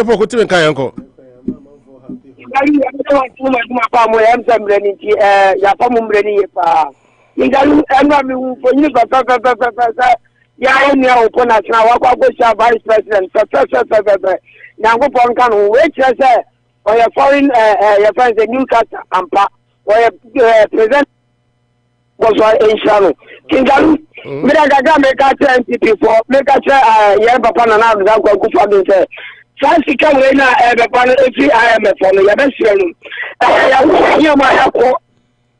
What I'm telling. All about I am a problem committee and also the Namita and why in Jabasano. But that's how we are about. And then he has hospitals, any schools, schools. Yes, I'm going to talk more to say, Kinkalu, who are asked from Arrow, and the other side of Panum. When you go to be any, I'm going to do because the area is NPP. 2024, you will break 80. Because the end is 20 to that's how I got. No, you and put to be around. The beginning, I don't have ended for the home campaign. That's right. Yamapa, Nana, and that. Scout about. At the point, if I didn't know I want to go there, a day I won't go IMF. On Mama days over to the ISI one, and yet media break 8. Now, I have a pile like what you're saying. Now, go for to me, I'm not going to as a flag barrier. Now, one opportunity, and the other threat. That's how we make time in the college of Maniti talking. I mean, I'm ready to be to money. I'm in okay, could you poke with outside in Canada? Sakara, what do you do here, uncle? Oh, Sankara, no man, so I drop it. Aha, yeah, hello, Pachowane, 1382, Pachowane. Go free. Hello. Hello, Pachowane. Why? Hello. Hello, Metunka. Good evening. Good evening. Me Pachowane. Who you pato? No, who you now swear? Me pato nyame no mpa ebo ahoɔden wɔ hɔ. Okay. Me pato sika mpa rofu ni me kaso free Ghana obuate abusko. Okay, sika mpa rofu yanko. Sika mpa rofu. Yanko. Edi na wabɔ no be nya se be man ne de kwan so. Ma me nko UK na me nko te ona border ne obe.